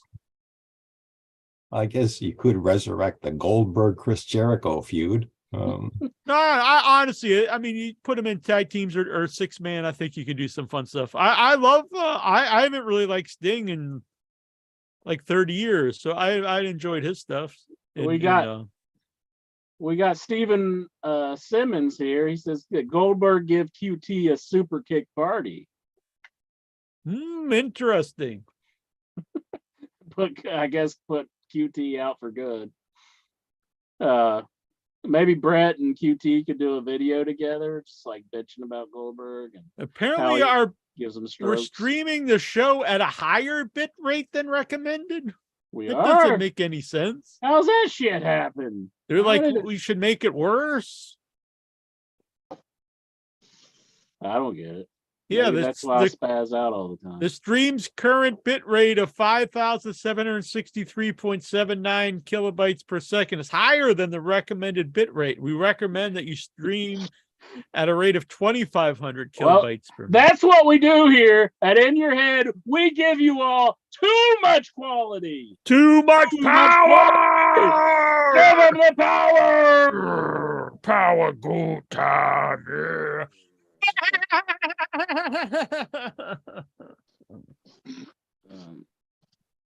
Anything else? All right. Raw report. Anything else, Steven? Or you want to go to the Raw report? Gonna get the report of the Raw times. Jack's trying to jump the gun on the Raw report, but I want to know what's on Steven Bootler's mind. Just said Goldberg. I don't know. You only giving him one topic? I'll give him all the topics he wants. Biatch. Super chat. Get yourself some stickers. Help support the website. But what else is on your mental capacity? So I was looking on an updated WrestleMania card, and I get the impression that this Bray Wyatt Bobby Lashley match isn't happening. They say he's out for an undisclosed illness or undisclosed physical. They word it so strange. Yeah. I think the secret term here is that Vince is back over booking and Bray doesn't want to be there.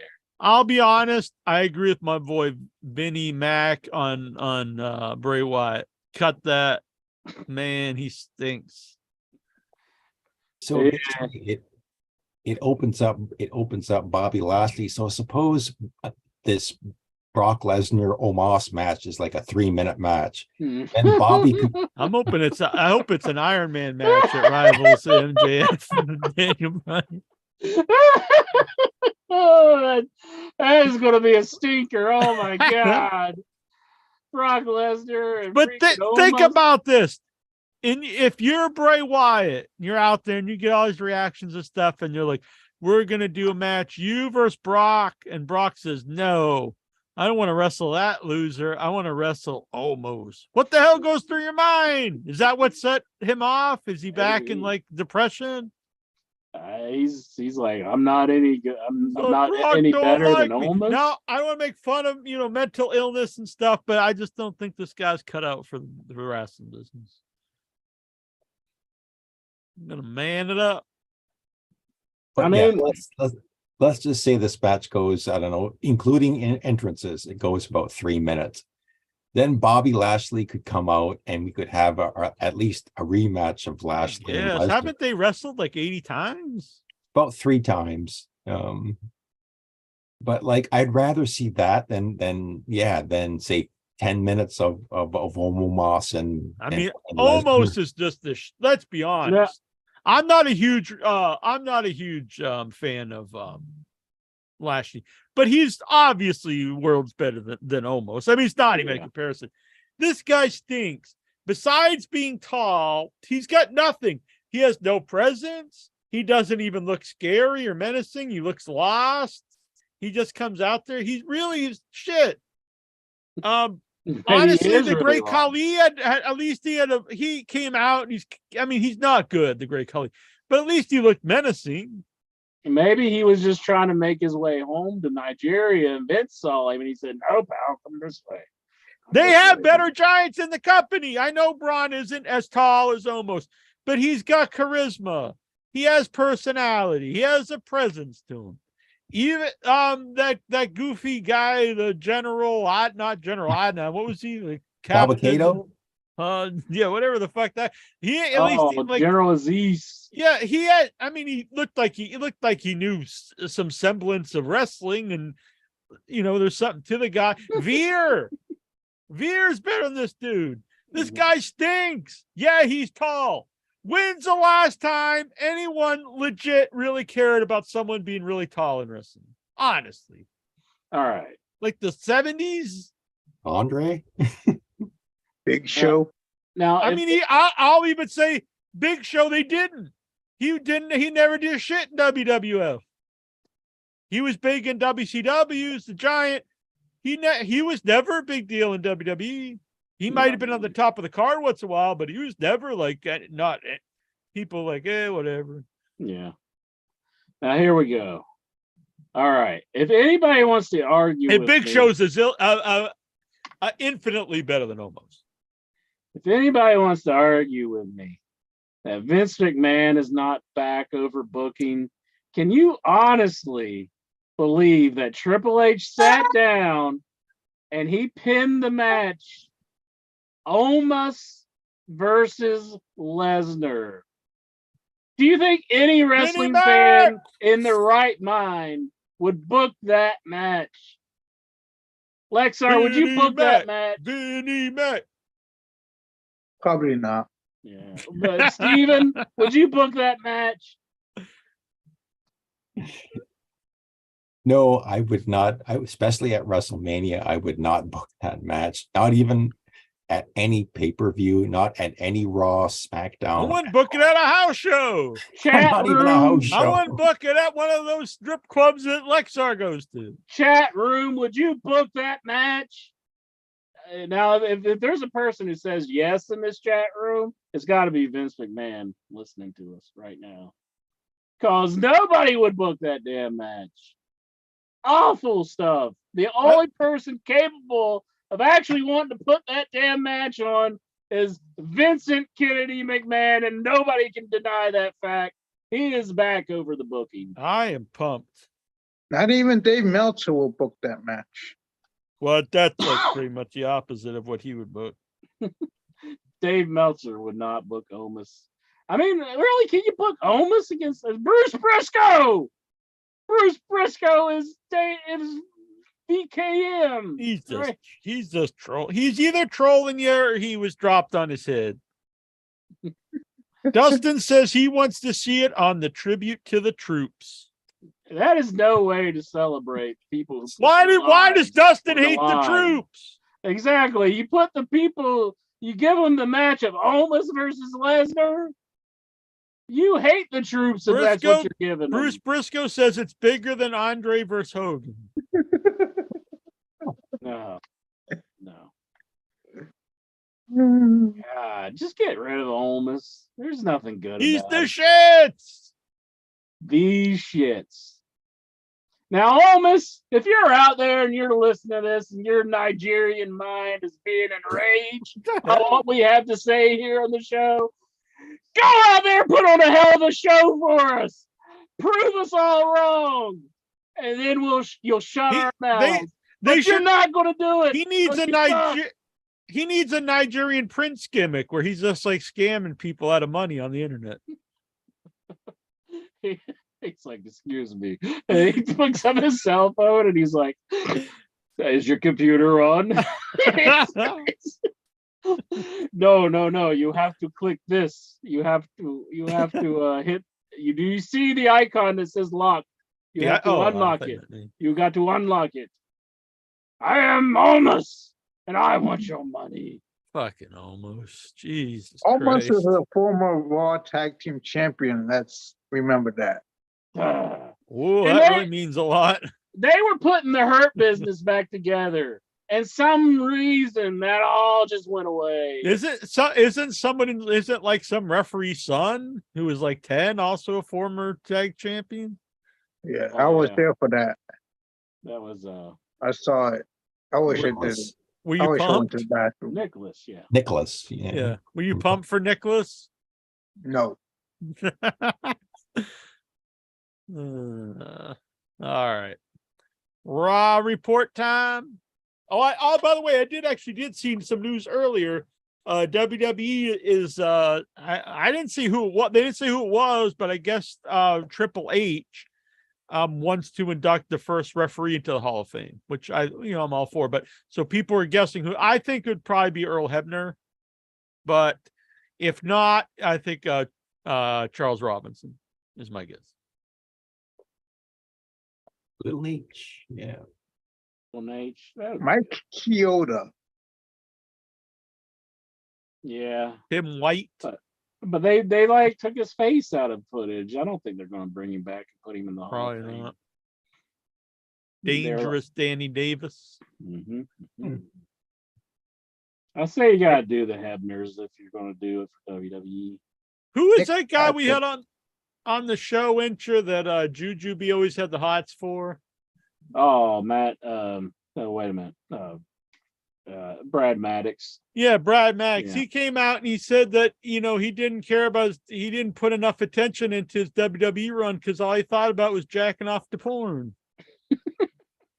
You gotta tell everybody that. Just keep that to yourself. And he had a really hot girl when she was like 20. Mm-hmm. He's like, no. He's like Lexars. I don't want that. I just want to jerk off to my internet porn. But then I get yelled at. They're like, wait a minute, Jackie Jones. Addiction is addiction. You got to show support for this poor man. Mm-hmm. Can't make fun of anything. You can't even make fun of jacking off anymore. Aren't you glad you changed your name? Maybe that's what he meant. Maybe he's just listening to old episodes in your head like Lexar. He's like, I can't concentrate on this wrestling. Exactly. Have you heard their show? That's true. That's true. Especially the first 6 episodes. Then the fucker changes his name and then fuck the show after that. But, oh my God, these first 6 episodes. Former guest here on the show. Yeah, I like the guy. I'm just saying he jacks off a lot. Do you think he just put the phone down? Or maybe he'd even jack off.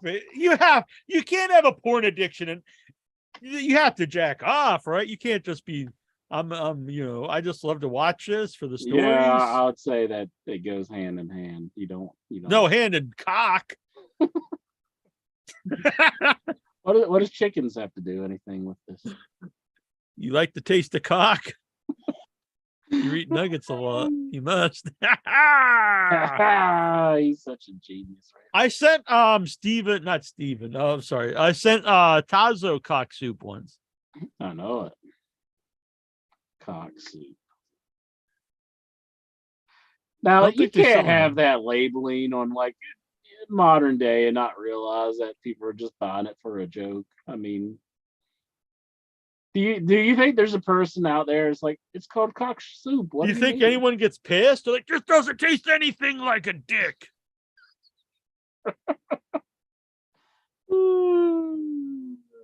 All right, enough lollygagging, Itcher. Now it is time once again. And we're gonna have a new setup soon. When we have that, I'm gonna have the Raw report all set up. But for now, just think in your minds. Raw report! Booyah! Raw report! Raw report! Raw report! Raw report! Raw report! Yeah! Okay, Monday Night Raw comes from St. Louis, Missouri. Hell yeah, I've never been to St. Louis. Me neither. I watch Monday Night Raw though, so I can grade Steven on his Raw report. Giving an A or a F or a C, C plus, B. Let's see how Steven does. Okay, Kevin Owens and Sami Zayn come out to the ring, and the crowd's cheering, and they got a great reaction from the St. Louis crowd. They get in the ring, and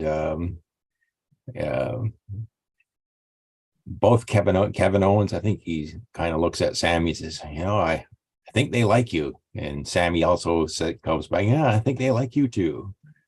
And so they're drinking in the cheers from the crowd, and they're quickly joined by the twins, Jimmy and Jey Uso, and they come down to ringside, and basically it's these two tag teams are talking back and forth about who's going to backstab who. It was Jay who's basically telling them, you two guys are going to backstab each other, and Sammy comes back with, well, your dream has always been to backstab Roman Reigns. So we get this back and forth, but because this show is supposedly booked by Triple H, let's just stop talking and start fighting. And so, first they make the tag team title match at WrestleMania, and here's my thing. Does anybody want to see Sami Zayn and Kevin Owens team up to face Jimmy and Jay? Or would everybody like to have seen Roman Reigns, Sami Zayn at WrestleMania? I think that's the match everybody wants to see. It is. And that it's honestly, it is a big reason why I eventually stopped watching WWE. It's not because I think everything is bad on the show. There's a lot of people I like and stuff. But so often when someone would start to get over that they didn't really want to get over, or they didn't, not even that they didn't want to, but they didn't see to get over, I'd get invested in them, and then just all end. And this is kind of the same idea. Like I was it actually got me interested. Got me interested in the story, and instead of the natural progression of not even necessarily getting the title, but main eventing WrestleMania, and then it's and you know why? Because BKM is in control of that booking again. My boy's letting me down. But Patrick Howell, he's in the chat room. He says Andy Kaufman to the Hall of Fame. Yeah, someone in our group was bitching about that, but to me, that's up there for one of the most deserving celebrities they've ever put in. Normally, I think the celebrity wing is just kind of stupid, but That one I'm totally fine with. That one makes sense. Big angle. If you're gonna do the celebrity wing, you know, him, Mr. T, Cyndi Lauper, you know, people like that. Yeah, definitely. And I heard and that. then they also were saying like no one would know who he is. They're gonna say who. I'm like, you know, they made a movie about the guy. Yeah, like he's really well known outside, you know, not just in the wrestling world. Well, it come out to early 2000s. Like, yeah, but I mean, he's been a while, definitely a cult legend. I mean, that's pretty much Part of one of Jim pop Carrey's culture. most known films, I would say. I mean, Kaufman-esque is like a term people, you know, when someone does something that's sort of like, you know, a kayfabe, you know, like we wouldn't, a non-wrestling fan might not know kayfabe, but they would say, oh, this is like a Andy Kaufman-esque, like, you know, deal where someone's like in character so much that you're not sure if it's real or not. She's definitely someone people know. And then they're like, well, the kids won't know, but who would you induct then if like Otis? Like, obviously, if it's someone from going to the Hall of Fame, they're probably not a current guy. Yeah. Anyway, I thought it was a good pick. And I think you got to have the King induct him. If the King is in good health. I mean, I heard Meltzer saying that I guess Mick Foley is probably going to induct Stacy Keibler. Yeah. Which I thought was a very bizarre, like, I don't know what connection they have besides Mick Foley's just the real, you know, pervert to all the divas. Yeah, there's like no connection there.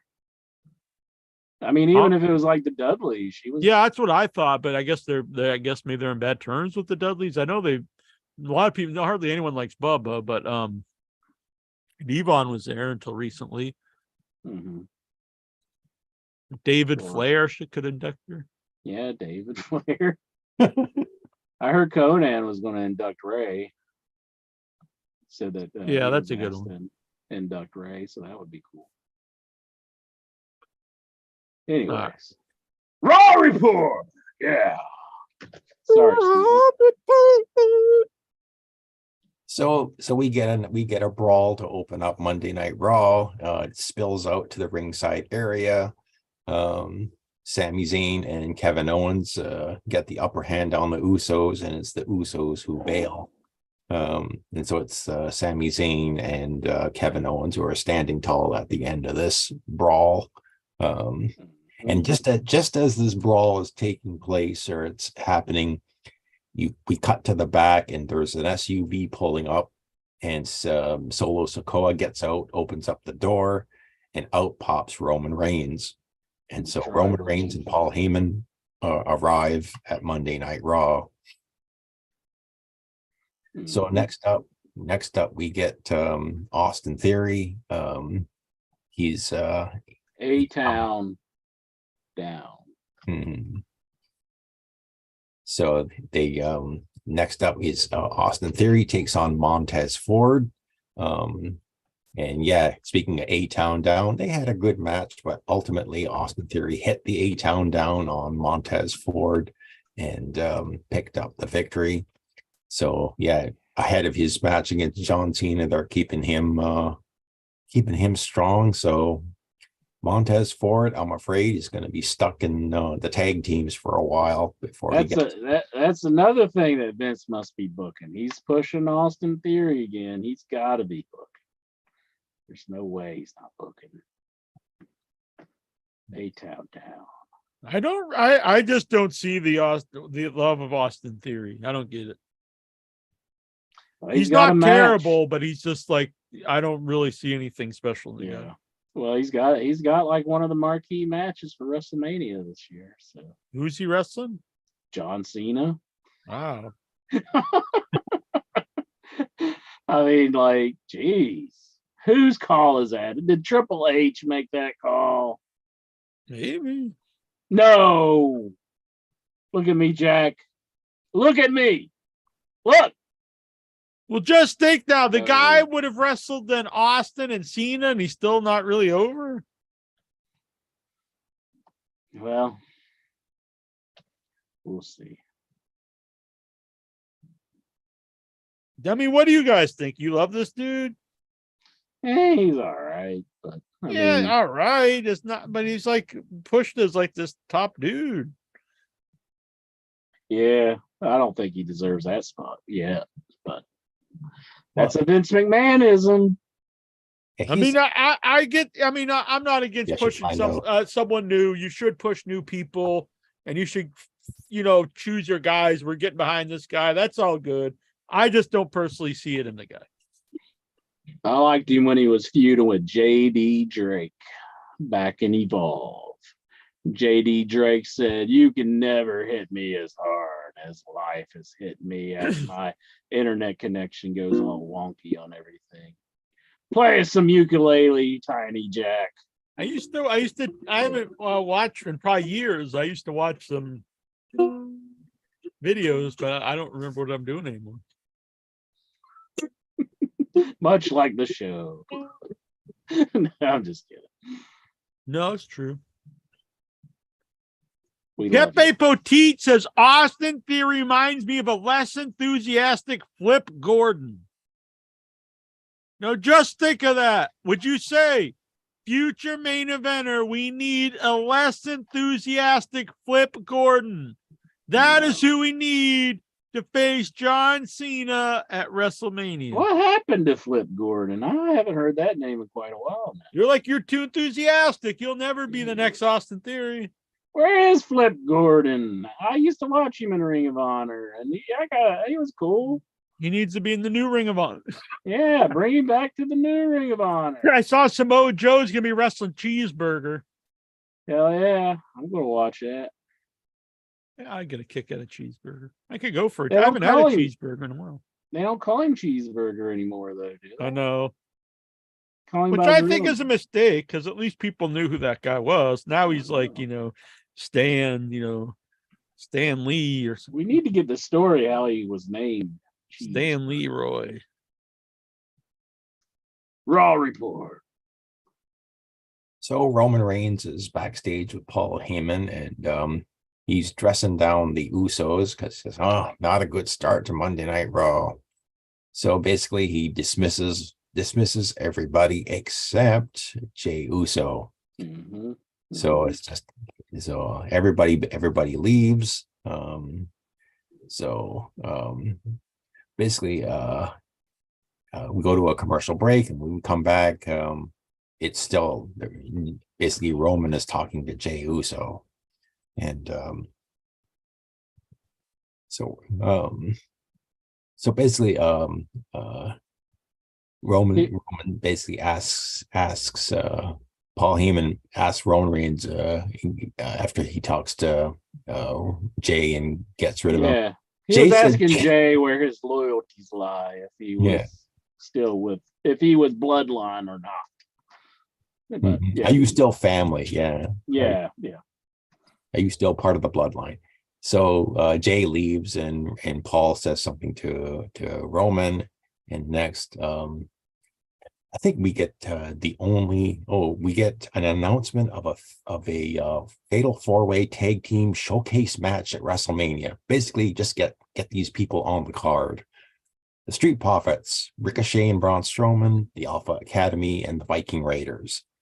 Throwaway match, almost a throwaway match at WrestleMania. I think WrestleMania is a throwaway WrestleMania, just about. Only thing I want to see is Cody Rhodes fucking lose. There have been times I will admit see where I didn't think I was going into WrestleMania not excited, and they end up with a good show. I kind of think last year might have been one of those years. So we will find out. If Cody comes out to a sea of booze, I'm happy. I'm happy with WrestleMania. So, well, I was gonna bring this up later, but maybe let's bring it up now. So, if that does happen, if basically Cody comes out, I mean, he's the challenger, so he'll come out first, and the crowd's booing, and then Roman comes out, the crowd's cheering. I mean, I think I'd probably grab the women's title and just Brad Maddox all over it. I'd be so happy just to But hear like, that. no, but like, Oh my God, that'd be so great. Cody Rhodes comes out. "Ooh, stage here. Is Bruce And it's just, Briscoe? boo! Boo you, Cody Rhodes, you backstabbing little bitch. You piece of shit. Turning your back on AEW after you created it, acting like, hey, this is the place to be. And then I just tuck my tail and run because I'm not getting the reaction I'm going to want to get. I want to be WWE champion. I don't care if I'm a CEO of a freaking company. Then he was the guy that he was trashing all the time and breaking the throne. Then he's like, he's my favorite wrestler of all time. I love that Triple H. Oh my goodness. Then he went We're on such the good internet friends and he's now. like, he's saying, I watched the AEW pay-per-view on a pirated stream. The dude's getting millions of dollars. I say track him down to arrest him. He acts like he's you can get fined and you can take jail time. This is the time to do it. I say arrest Cody Rhodes. He's acting like he's still friends with the Young Bucks and Kenny Omega. He's pirating the company. He's stealing their show. And then he lies because he said, I only watch highlights of the Ricky Starks match. How could you watch highlights of one match on a live show? That's impossible. He's watching it live on a pirate stream, and he's like, just show me the highlights of this match. How the hell does that work? You see how much he lies right through his stupid looking face.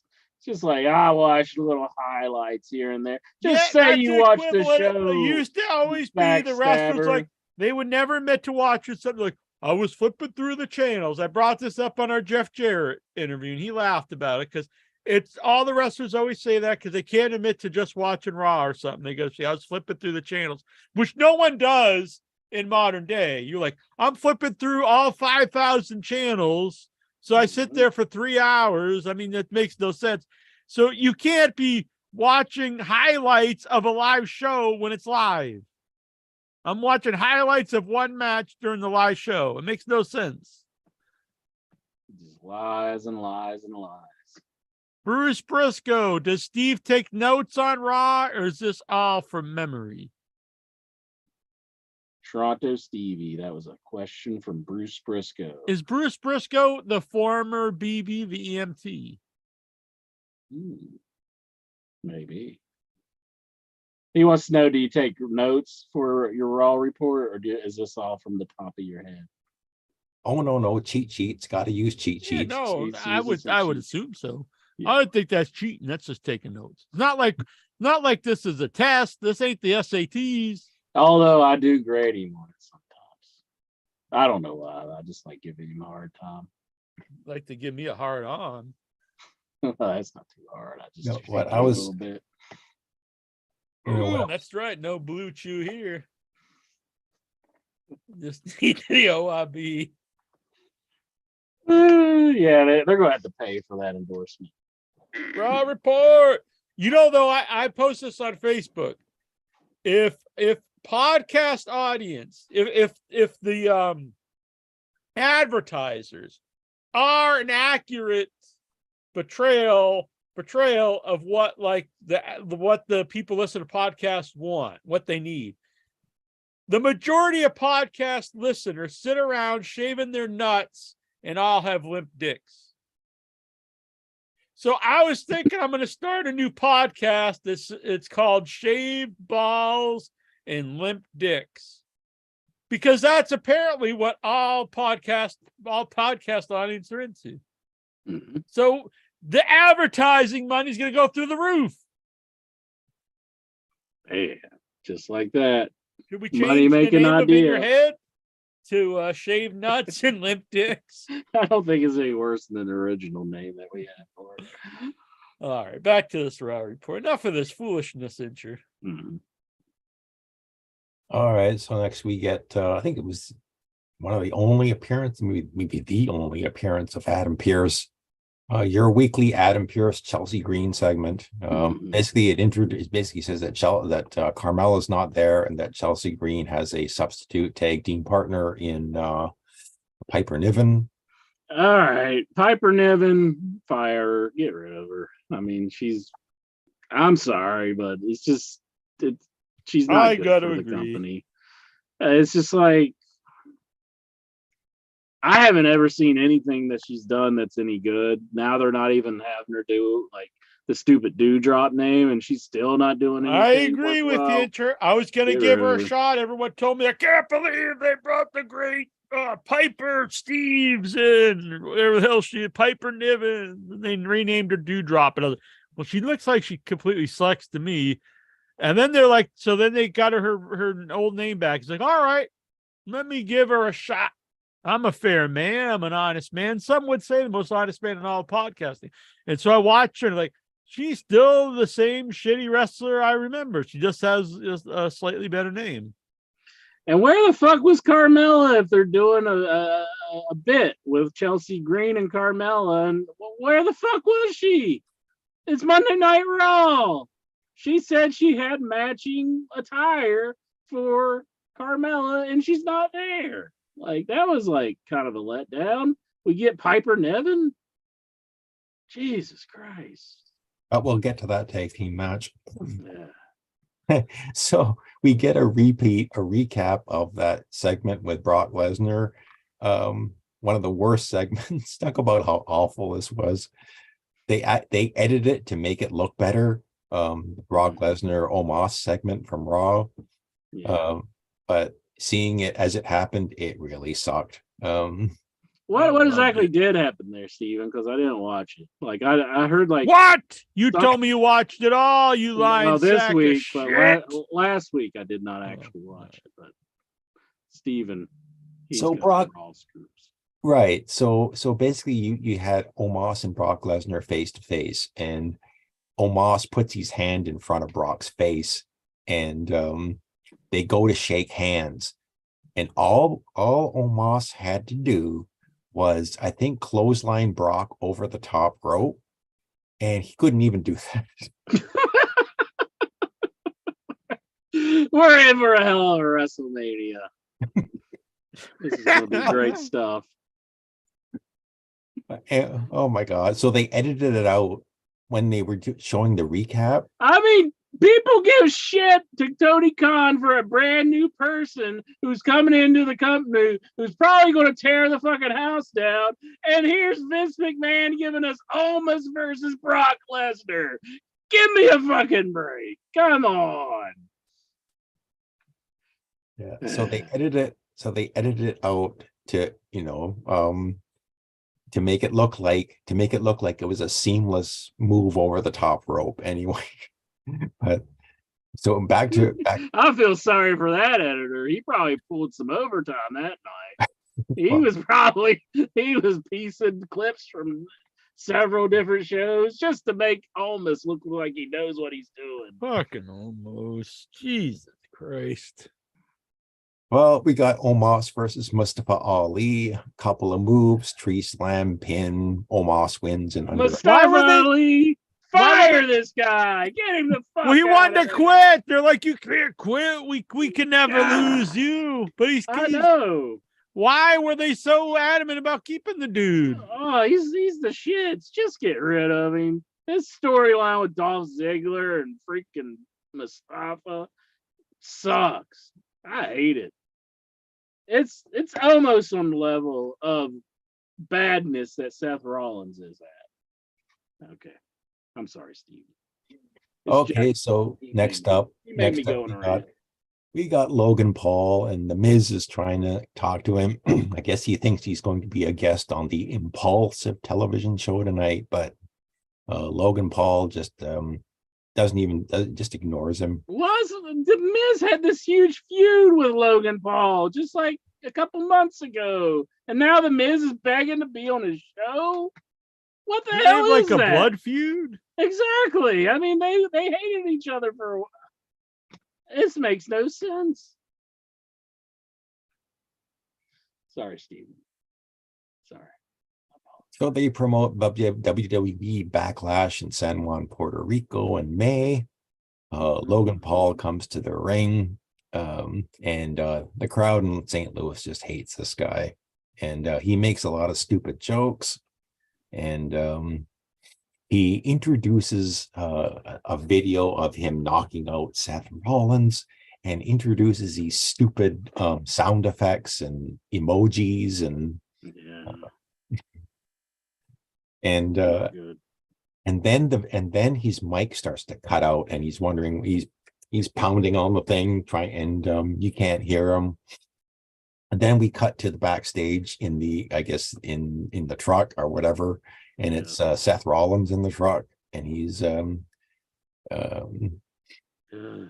decides to come to the ring, and so Seth comes to the ring, and basically this breaks down. Another brawl. This is brawl number 2 now, between Logan Paul and Seth Rollins, and it ends with Seth Rollins doing a swan dive off the top turnbuckle onto a couple of security geeks. And then just as Seth gets up, Logan Paul knocks him out again. And then some more geeks show up and break it up. And Logan Paul is going up the rampway, and they're trying to help Seth Rollins up, who's selling it again. This match needs to be booked as the bout between the most annoying people in the universe, because it's just like Seth Rollins and Logan Paul feuding with each other. Nobody cares about this. It's awful. I freaking hate Seth Rollins. I know the crowd has fun doing the with this song, but oh my God, this character is just the worst character ever. I agree. I don't even understand it. It makes no sense. He's just an annoying asshole. I don't want him on my television. Makes me want to shoot my TV. I'm gonna shoot it with my love gun. Oh no, I'm gonna shoot it with my hate gun. Fuck this shit. What's your hate gun, Jack? I didn't think you had any. You'll find out next time we meet up. Uh-oh. I'm just kidding. I've got nothing but love for the Inchman. By the way, zoom yourself in, and you can zoom in, talk to us. Also, help out support the show with a lot of expenses to keep it going, and we're gonna add some new stuff. How we do the show live. $5, you'll get a couple stickers. $10, and you'll get 5. You're not buying the stickers. You're helping out the show. And as a thank you, I will send you some cool stickers. There you go.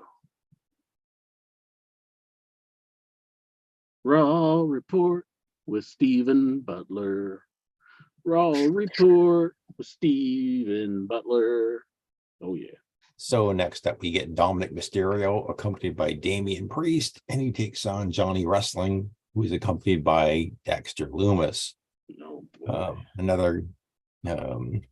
They mentioned that Gargano was going to be on this NXT Stand and Deliver show. But in the end, it's Dominic with the frog splash that gets the win, and he wins. I don't know. I mean, you guys are always complaining about things like Omos. I'm always complaining about Dominic. I don't know. I'd much rather see Dominic than Omos. Jesus. Well, I know I would too, but like just in regular competition, like Dominic's a good character. I really don't care about Dominic as a wrestler. I mean, yes, he's great on the mic. He can cut like great heel promos. What's better than Omos, who is good at nothing? He's not even good at standing there. The man literally can't stand there and be intimidating. Yeah, he just goes. You're 8 feet tall and you can't be intimidating. That's all he does. That's all Omos does. Incher's more intimidating, and he's 4'9". 4'9" of Fury. Lexar's more intimidating because he looks like a psychopath. That helps. He probably is one too. Look at that. That glimpse of him is scarier than anything Omos has done. Look. You're looking at the eyes of a killer. I'll super chat 5 if Venture shoots his TV. I'll super chat 10 if Venture shoots his TV with his Well, gun. what the hell are you gonna shoot it with if not the gun? So if I shoot it with a rubber band, can we get $5? Let's see. Yes. Okay, here we go. Got me out. Hell yeah! There you go. Put up, Super chat. put up, Super chat. Super baby. chat. Super chat. Super chat. Did you get that? Did it get on the camera? Let me Hell shoot yeah. you. Hell yeah, Zoo. There was the greatest moment in your head history. There you go, Bruce. $5. I believe I earned IYH is going to stand for in your history. it. I'm going to be super pissed if there's like a dead pixel. Forget whenever I super turn on chat. Inch super pissed. When I turn my TV on, there's like a dead pixel where I just shot it with a rubber band. That'd be pretty awesome. You're like, hell yeah, we got like $2 out. Got $2 off of that. Toronto Stevie, I believe it's time for the Raw report. So Dominic gets on the mic and he cuts a promo again on Rey Mysterio, and he basically says since Rey hasn't accepted his challenge for WrestleMania, he's gonna go to his mom and he's gonna ask for her permission for a match at WrestleMania if his father has the balls to get them out of her purse. I have no idea what the hell that is. I mean, that was a stupid promo from Dominic. Get your balls out of your mommy's purse. Whoa. That's pretty weird. Lexar, you ever keep your balls in your mother's purse? What does that even mean? So we're kind of perplexed. That was the too, correct Lexar. answer, Lexar. We're kind of perplexed too.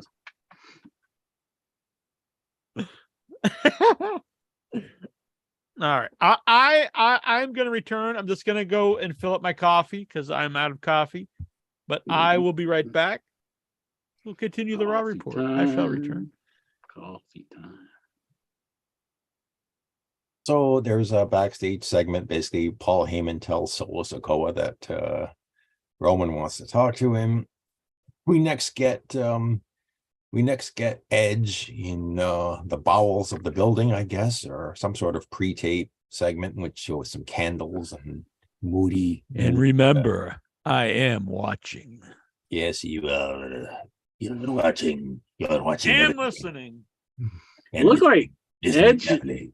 Edge had like a floating head or something. It was just like his head was like just floating in midair around those candles. It was kind of a weird looking thing going on.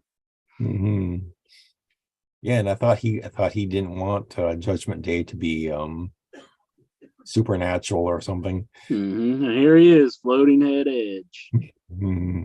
Kind of looks like Michael Berryman. He's starting to look like Michael Berryman, I think. You know, the guy from The Hills Have Eyes. Oh yeah, Yeah. guy with the crazy eyes. Yeah, he's starting to look like that dude. You agree? Or am I crazy? I might be crazy. Well, I suppose if Edge lost all of his hair, yeah, maybe. Let's see. Let me find a good picture of him. Right So here. Finn Balor. So he basically says This that Finn guy. Balor. This guy starting to look. It doesn't. What do you think, Edge? You seen that guy? It's like you think you know me. It's Edge. A little bit. Edge is a weird looking dude. Does everybody look so weird like that in Toronto? Oh, no. We're maximum male models. We all just Oh, I great. see. That's right. So Edge basically cuts a promo on Finn Balor saying you have no idea what I'm capable of inside Hell in a Cell. And so he says he was baptized in Hell in a Cell by the dead man himself, the Undertaker. And so basically he makes a reference to like the devil. Yeah, I don't know. The demon It's- meets the devil. Yeah. So basically, I'm not Yeah. sure if the demon Finn Balor is going to show up. But he says the demon should meet the devil. Basically, Is he going to do Brood Edge for WrestleMania? Is that what's going to happen?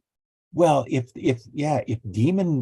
demon Finn Balor shows up, they should do the Brood entrance with the flames and the Mhm. and all that. I really like that. I mean, I'm just a sucker for that. I mean, of all the themes that Edge has had, I mean, the Brood entrance music I think was the best. But that's just me personally. I hope like Edge comes out and he starts strutting down to the ring with the Brood music going, and then like maybe he could bend over and like have like be at the stance for a little bit, and then like just a big wall of flames comes out of his ass. He I just mean, farts like a big wall of flames. That would be pretty awesome. I mean, like, what's Gangrel doing these days? If Gangrel could show up with Edge, that'd be great too. Well, he was pissed at Edge last time he didn't like he did the Brood Edge and he didn't have Gangrel there. He was like, "You're stealing my bit," because I think he was going to do it for like Impact or something like that. Oh, well, I think all fences would be mended if they hired Gangrel to accompany him to the ring. Mhm. I think so. Pepe Potiti has a question. He says, "Remember when the Brood hung Big Boss Man in the Hell in a Cell? Do you remember that, Steven?" Oh yes, I remember that wasn't that a heel versus heel match? Probably. I can't Boss remember. Man and the Undertaker, and the Mhm. Brood came down and on the top of the cage and they hung the Boss Man. Yeah, I remember. Oh, you remember that, Lexar? Were you watching during Oh, that yeah. time? I thought Bossman was actually dead Oh, because he wasn't moving. dang. Poor Boss Man. Raw report. So next up, we get Rhea Ripley cutting a promo, halfway decent promo. I mean, she is, in my opinion, the future one of the future stars of the women's division. The other one being Raquel. So she cuts a promo on Charlotte Flair, saying that she needs to be champion. She needs to be a star. She doesn't live in the past where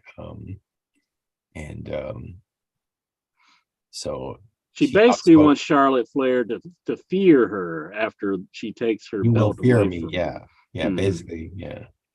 Yeah, that's what she's been saying. So I hope it happens. I hope she beats Charlotte Flair. I think Charlotte's kind of stale as of late. Just I don't know, the whole like bodysuit she's been coming out with, like that are just like one color. I don't think that's very good look for her. And just I don't know. Charlotte seems like she's mailing this one in. I was just gonna say much. it seems like she's going through the motions of Yeah. basically putting Rhea over. Now, I guess Jack's not here, but what do you think of supposedly this was going to main event one of the maybe night one of WrestleMania? Yeah, I've heard that the women's match might be the first night. So I think that's a big mistake. Yeah, it doesn't seem like it has that much appeal to this match. I mean, really, when you think Rhea Ripley, you think her and Dominique's stuff that they've been doing. So I don't know. Yeah, I don't think that's a very good one. So, like I said, I don't know until WWE confirms it or whatever. I'm still hoping for Sammy and KO versus the Usos. I would say that's the better main event for the first night. Yeah. And basically, if you're gonna have like Rhea and Charlotte, I guess I could put it on night one and put Bianca and Asuka on night two. Yeah. I guess you could. Those two. I'd probably save Charlotte and Rhea for the night two, and Bianca and Asuka probably night one, probably close to the end. I mean, somewhere around there. I mean, you got to have the champions close to the end at least. Mm-hmm. But I don't know. I could see why they would do it, just because it is the women's championship, and they probably do want to put them in the main event somewhere. So, but Bianca and Asuka, that match really doesn't have a whole lot of fire either. I do like Asuka's new look, but it's kind of just an afterthought. So do you think it's a mistake for Asuka, just she doesn't do as much crazy dancing as she used to, but she's still she's still crazy. Kind of crazy. Or do you think she should be like a more darker, a darker character? Yeah, her look is definitely more dark. I mean, I think they probably should take her to another level, I guess, since she looks very menacing. I mean, that face paint looks like something that would scare a kid. Yeah. So, yeah, maybe not so much silliness, I guess. Mm-hmm. But so I kind of see I see Rhea beating Charlotte, but I have a sneaky suspicion that Bianca's going to keep the title. I don't know about that one. It's. I mean, you would think Asuka would win because Bianca's had it for quite a while now. But so, were you saying last week that Asuka is retiring soon?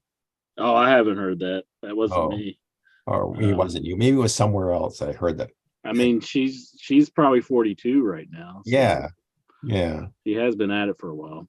So I was wondering if she's going to get a title run before she hangs it up in WWE. But anyway, so Rhea cuts her promo and she's cut off by Damage Control. This was a little odd. This whole segment was a bit odd. This next one. So a heel, supposedly heel Rhea Ripley. She's interrupted by the one of the top female heel groups, Damage Control. And Bailey says, "Oh, we respect you, but this is, we run Monday Night Raw."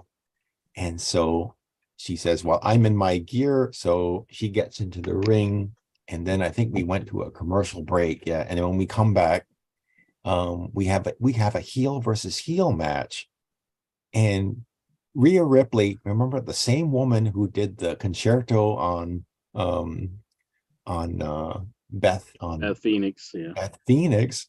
She's now booked as she was actually booked as the baby face in this. Yeah, it was really strange because, and I don't see why you want to put Bailey out there just to lose when she's trying to get over as being like one of the top heel factions with Damage Control. So yeah, it really was a weird and even odd segment. Which is even odd was that real baby faces, Becky Lynch, Trish, and Lita show up. Now they don't help Rhea. They just stand at ringside and watch. Yeah. Well, I think it was like Dakota Kai.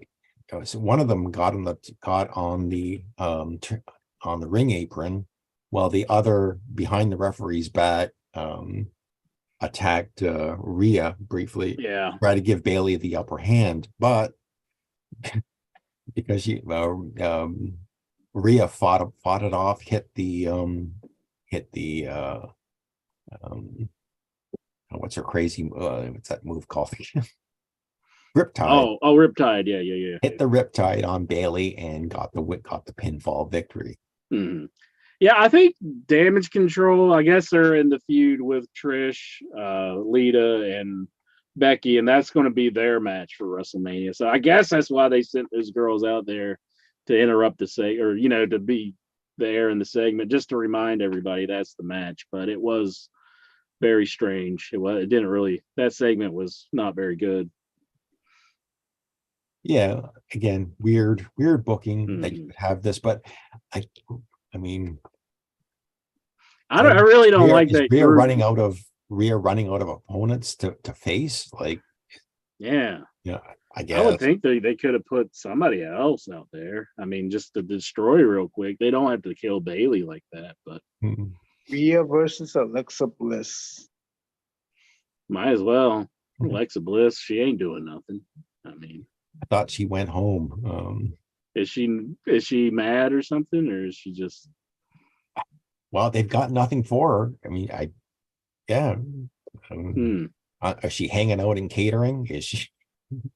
It seemed like they were trying to get away from the whole like Alexa Bliss doing the crazy Bray Wyatt stuff, and then once he came back, they started bringing it up again. Sucking on my pecker, hey, yeah. The hell was that? Is this show haunted by a perverted ghost that only thinks of nastiness? It's interrupting the Raw report with this bullshit. That's what it's doing. Oh, it's Jackie Jones. Oh, what's up? Jackie Jones is back. Oh. Yeah, put on my earbuds here. Yeah. Beth Phoenix's one hot mom. Oh, Patrick Howell says. From Patrick Howell. You be careful with that, Patrick Howell. That's a succubus. She sucks all the charisma out of men. Man, you might just show up here. She can suck it all out of Patrick Howell, is what he's saying. Well, blood in a turnip. All right. Raw report. Okay, so we get Chad Gable and Otis doing Hell yeah, my segment. boys. But I don't know. So, Injured, you saw this This was surprisingly a good match. Like I thought it was pretty crazy. Like it showed like what Ricochet can do and Chad Gable can do. Really? And I was really shocked by this one. It was pretty good stuff. No, I was gonna say right before we got the match, we got this Brawling Brutes 40-year-old virgin another sort of Hollywood takeoff on the 40-year-old virgin with Ridge Holland getting okay. I was confused by that, Steve. I thought they were trying to do like a Jackass thing, but you're right. They were doing the 40-year-old version where they're ripping the hair off of his chest. Yeah. And like the music was making me think of like, are they trying to parody Jackass with this Hollywood parody? But I see what you're saying. Okay. Yeah, I seen that. Go ahead. What was your thoughts on that? So I really wanted that to be a legit, like, I'm not sure really if that wanted him to rip his hair off. If that was, they were legitimately legitimately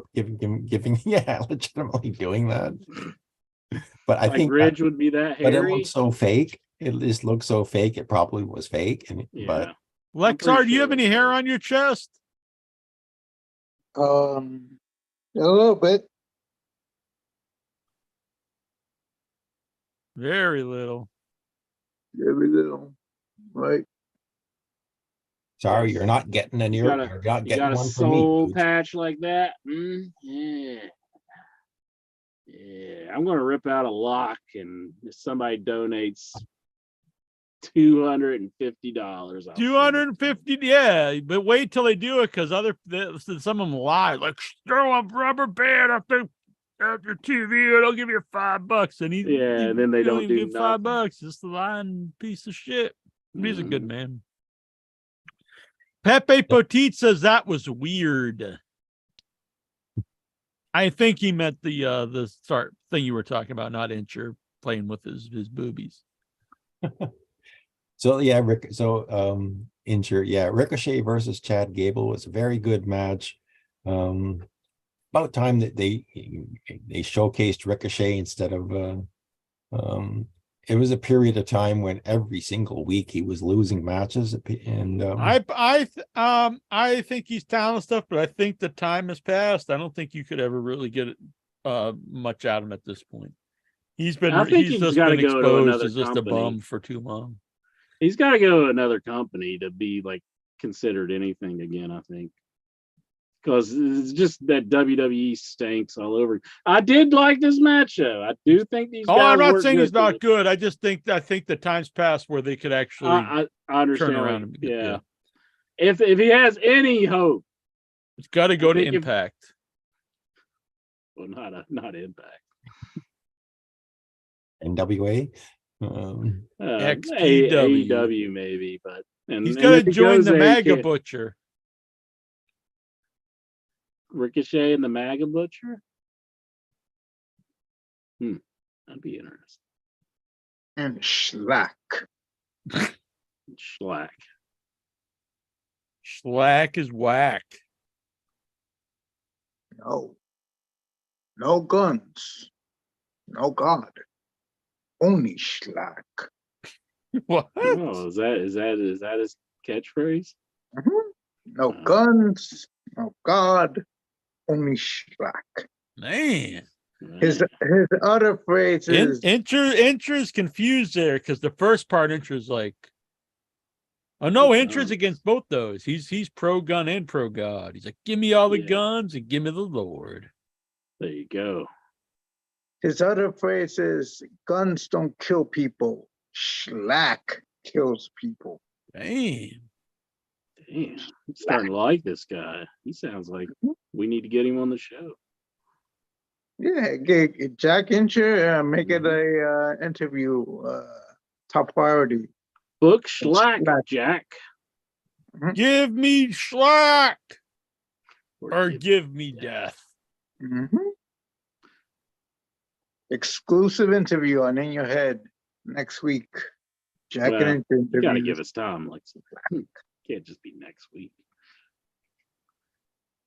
Raw report, yeah. So Ricochet hits the shooting star press and wins the match. Next up, we get a women's tag team match: Bianca Belair and Asuka against Chelsea Green and Piper Niven. And this one, I was impressed that Bianca could hit the KOD on Piper Niven, but she did. That was their only worth on the show, is just getting her up in the air and having Bianca Belair perform a heavy duty move. Yeah, that's her self-worth for the show. Is that the crowd went woo? Bruce Briscoe says, is Lexar blowing Schlock? No. What? Don't listen to that, Lexar. Don't listen to that. That's a bunch of bullshit put out there by Bruce Briscoe. Bunch of naughtiness. Yeah. Maybe he's horny for Schlack. I think that could be it. Getting all horned up for the Schlack train. Now it's time to get horny for the Raw report. Yeah. I'm so horny for the Raw report. Okay, post-match, Asuka hits a sliding knee into Bianca Belair and stands over her. And finally so the main event segment was not actually a match. It was Roman Reigns coming down to the ring. He gets into the ring and pardon me. I guess before we get to the main event segment, they promoted that next week on Raw, Brock Lesnar and Omos will have a WrestleMania weigh-in. Hell yeah! Oh, yeah. That's what everybody wants to see, a nice WrestleMania weigh-in. What's your favorite weigh-in? Do you think Almas cannot screw up stepping onto a scale? What if he just falls off it? Wouldn't that be awesome if he got probably crushed it? And Brock's just like, damn, maybe I should have wrestled that Wyatt kid. Pepe Petit says Masha Slamovich won the title from Nick Gage in GCW. Yeah. Were you there for that one, Lexar? I know you love the Schlock and Nick Gage, but are you a big fan of Masha Slamovich? I've heard of the name, but yeah, Masha Slamovich, yeah, she defeated Nick Gage over the weekend. Oh, that's bullshit. She became world champion now. She's now their world champion in GCW. That's just baloney, I say. That's life. I'm not a fan of the intergender bullshit. Raw report. Raw report with Steven. So Roman gets on the mic and he says, St. Louis, acknowledge me. Which is immediately followed by, wrestling has more than one royal family. And then out comes Cody Rhodes. Wasn't that always a knock on Triple H and stuff? And now it's like the love affair. Yeah, now it's just like Roman Reigns I don't know. It's probably, I mean, Reigns' family. They've been in the wrestling business forever. They're a royal family. So fuck Rhodes. Everybody should just boo him already. Sick of Rhodes. Lexar's getting the neck tattoo, matching neck tattoo. Lexar, if you do that, banned from the show forever. I think all of us should get a match, but in your head logo right here on the neck. On the neck. No, I don't want to look like that stupid idiot. Do it. No, never. I might be meeting Geraldine soon. I might be bringing my in your head Brandon iron if I do. Lexar. She has so much tattoos though. So, and she has got another one, nice in your head brain.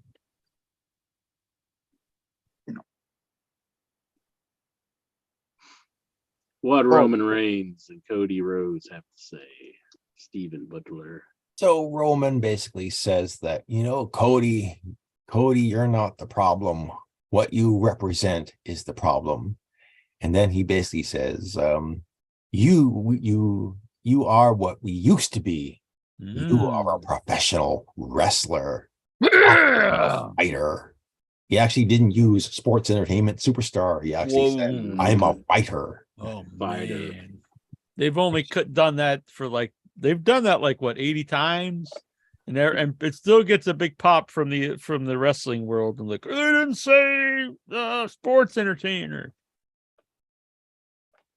Don't they never even say that anymore in WWE anyway? Don't they say wrestler all the time? I don't know. I think that Vince is back. I don't care what anybody says. Stop trying to make a case. Bring back my boy Vinnie Mac.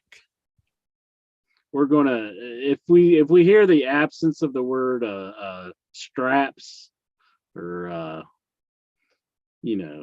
wrestler. That's I think he's back. Just forget it. He is back. Vince is back, and he's a terrible human being. He's booking professional wrestling, and nobody should support Vinnie Mac. He's an asshole. I hate him. I hate Cody too. So Reigns says Rhodes, he didn't want to do Stardust, so he ran away. He then went to start his own promotion and he couldn't get over there, so he ran away. No, truer words were never spoken. Sweet. Thank you, Roman Reigns. You are my tribal chief. God bless you.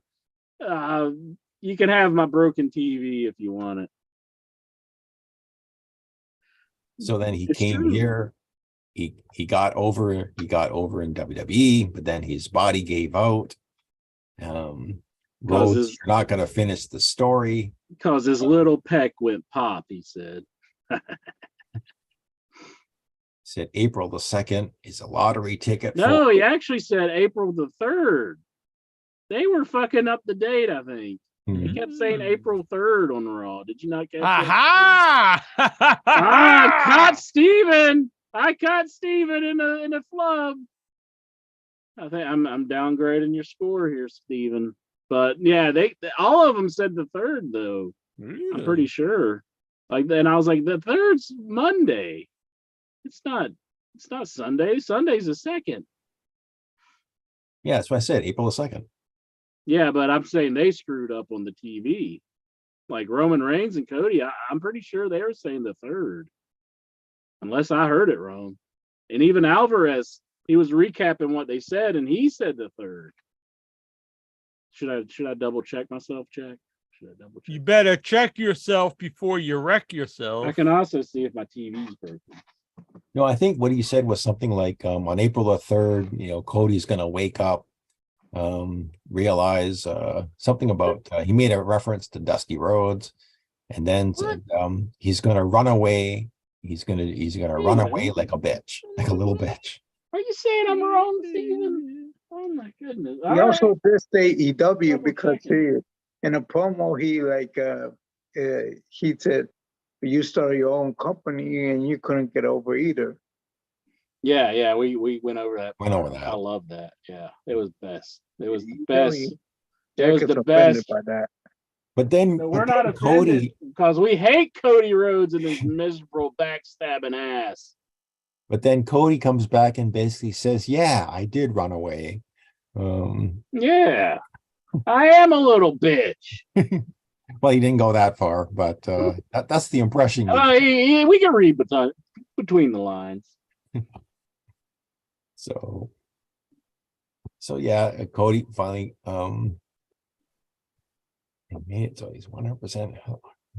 Yeah, well, yeah, he said something like, "No one's crying about this because I made it so that 100% of the locker room can make more money."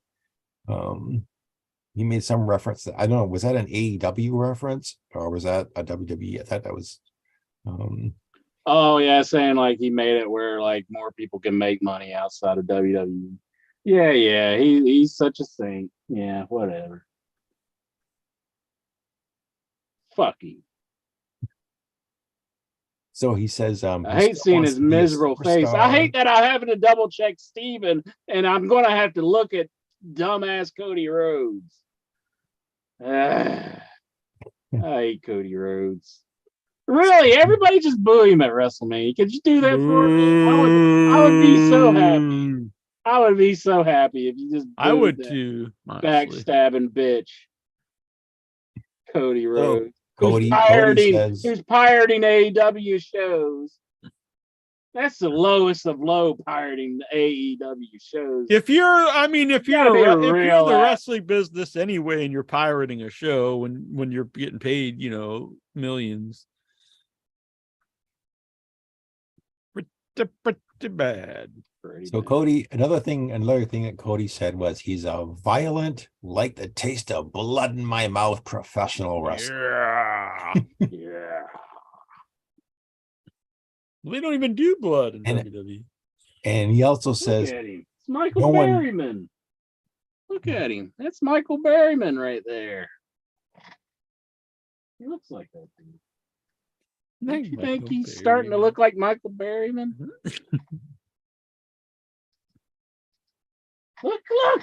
Look! It's Michael Berryman. Look at him. Look at that floating head. Are you watching The Hills Have Eyes? I know. Look at him. He looks like Michael Berryman. No, that's Edge. Look at him. Look at that freaky fucker. I'm getting scared. Let's see. Well, I'm getting out of here. I'm scared of this guy. There's Rhea. Yeah.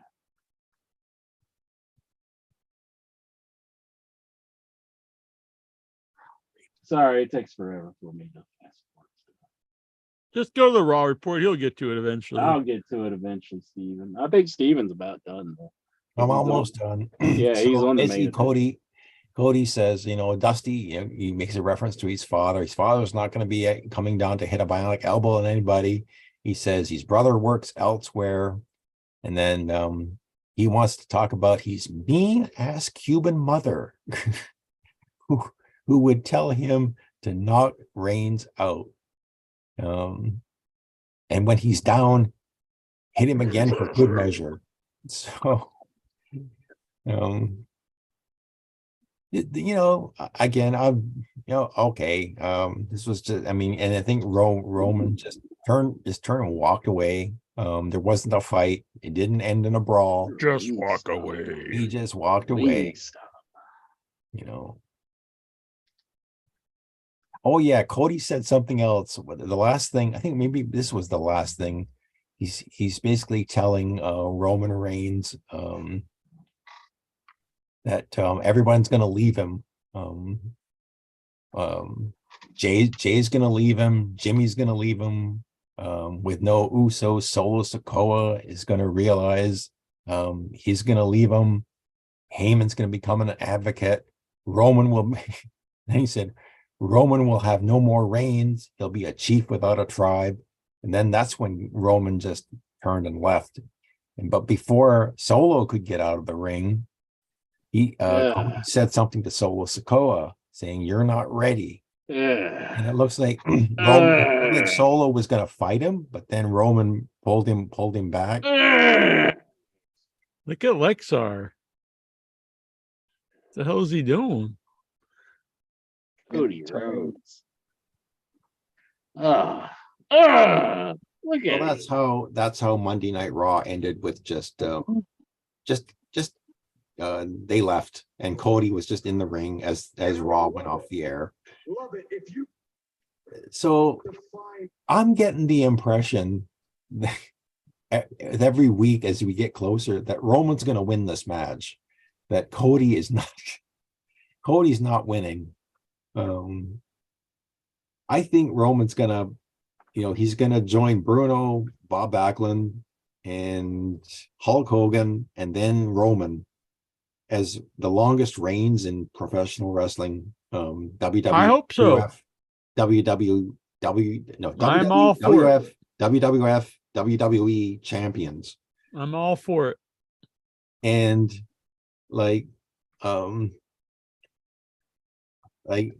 I'm all for it. He's by far the best thing in WWE. Just keep going with it, I say. Yeah. So, KO and Sammy might win the tag titles. Rhea will win the women's title on SmackDown. Asuka may or may not win the Raw title, but I think Roman's keeping I hope so. Yeah. I am pro Roman keeping the title. I know Inch is over there rooting for his boy Cody, but fuck Cody. I don't want Cody Rhodes to win. I wish my TV DVR thing would play, but it won't play. That's because you shot it with the rubber band. Maybe. Gee. Thank you for the Raw report, Stevie. Toronto Stevie. I'll give a hand for Toronto Stevie. I give him an A+. He Smash did a good the job. like button. Smash Subscribe, hit the bell icon, super chat tonight, help pay for the expenses. You get yourself some stickers. We're not selling these stickers. What you're doing is you're helping support the website, and we'll send you some stickers for a thank you. All right. It's time once again. We're gonna open the vault of questions. I can't double check you, Stevie. It's all fucked up. You got an A+ anyways. This is just Incher's just covering for his lies. It won't stop. What? Now he just blew up his TV. I blew up my TV. Thanks, Bruce Briscoe. Dobbs Dean Maya wants to know, what are your guilty pleasure movies? What movies you know are the shits? But you're like, I like them anyway. A guilty pleasure movie. I know they're the shits, but I like it anyways. Okay, I'll begin. Showgirls. That's a good one. I met Liz Berkeley. She's great in person. I expected that movie to suck, and yeah, it did suck, but I enjoyed it. I had a great time watching it. I'd say any Jennifer Love Hewitt movie. Because they're awful. But you love them. So you guys are just talking about movies that you drop trowel for. Well, what movie would you say, Jack? Troll 2. Troll 2. Well, I mean, if you're going to have that, I would say Hard Rock Zombies for me. Hard Rock Zombies. Lexar?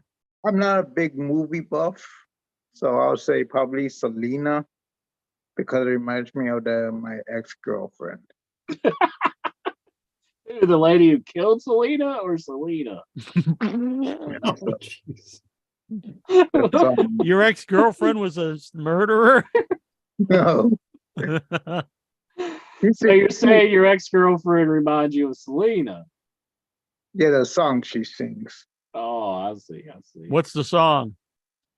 Well, I don't know.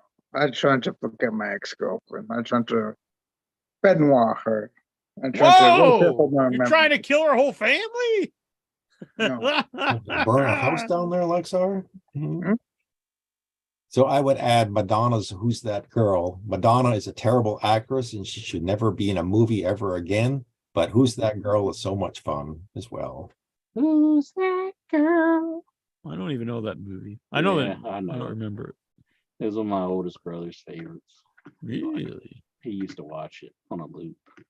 He'd watch it, and then like we'd be like, "Can we play video games now?" And he'd be like, "I'm watching it again." And he'd rewind it and watch the whole movie again. Damn, I thought Lexar would say like Ass Bangers 9 or something.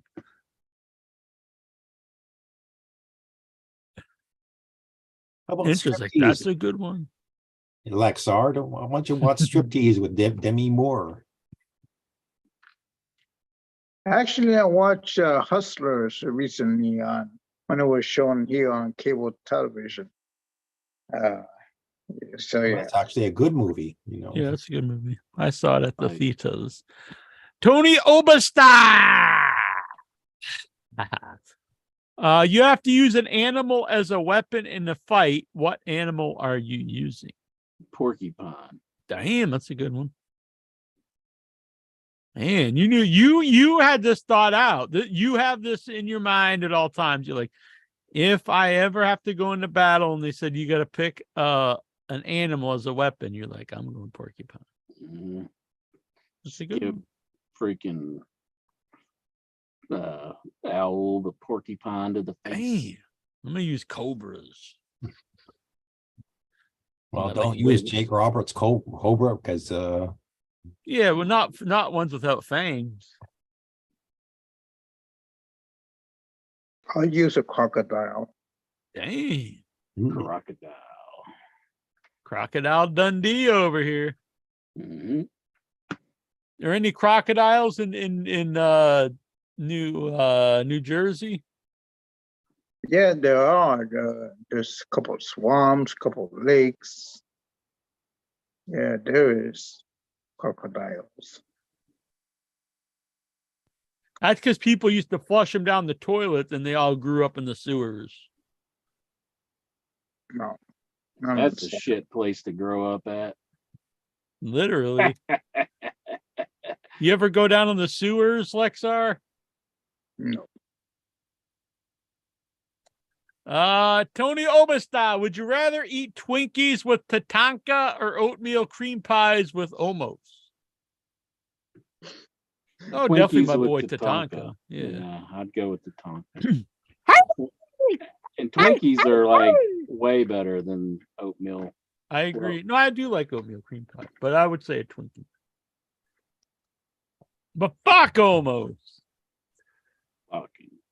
Tony Obastar wants to know if you had to choose one male wrestling legend to spoon feed you like you are an infant baby, who do you choose and why? One male wrestler to spoon feed me like I'm an infant baby. What kind of question is this? Like, Beautiful Bobby Eaton.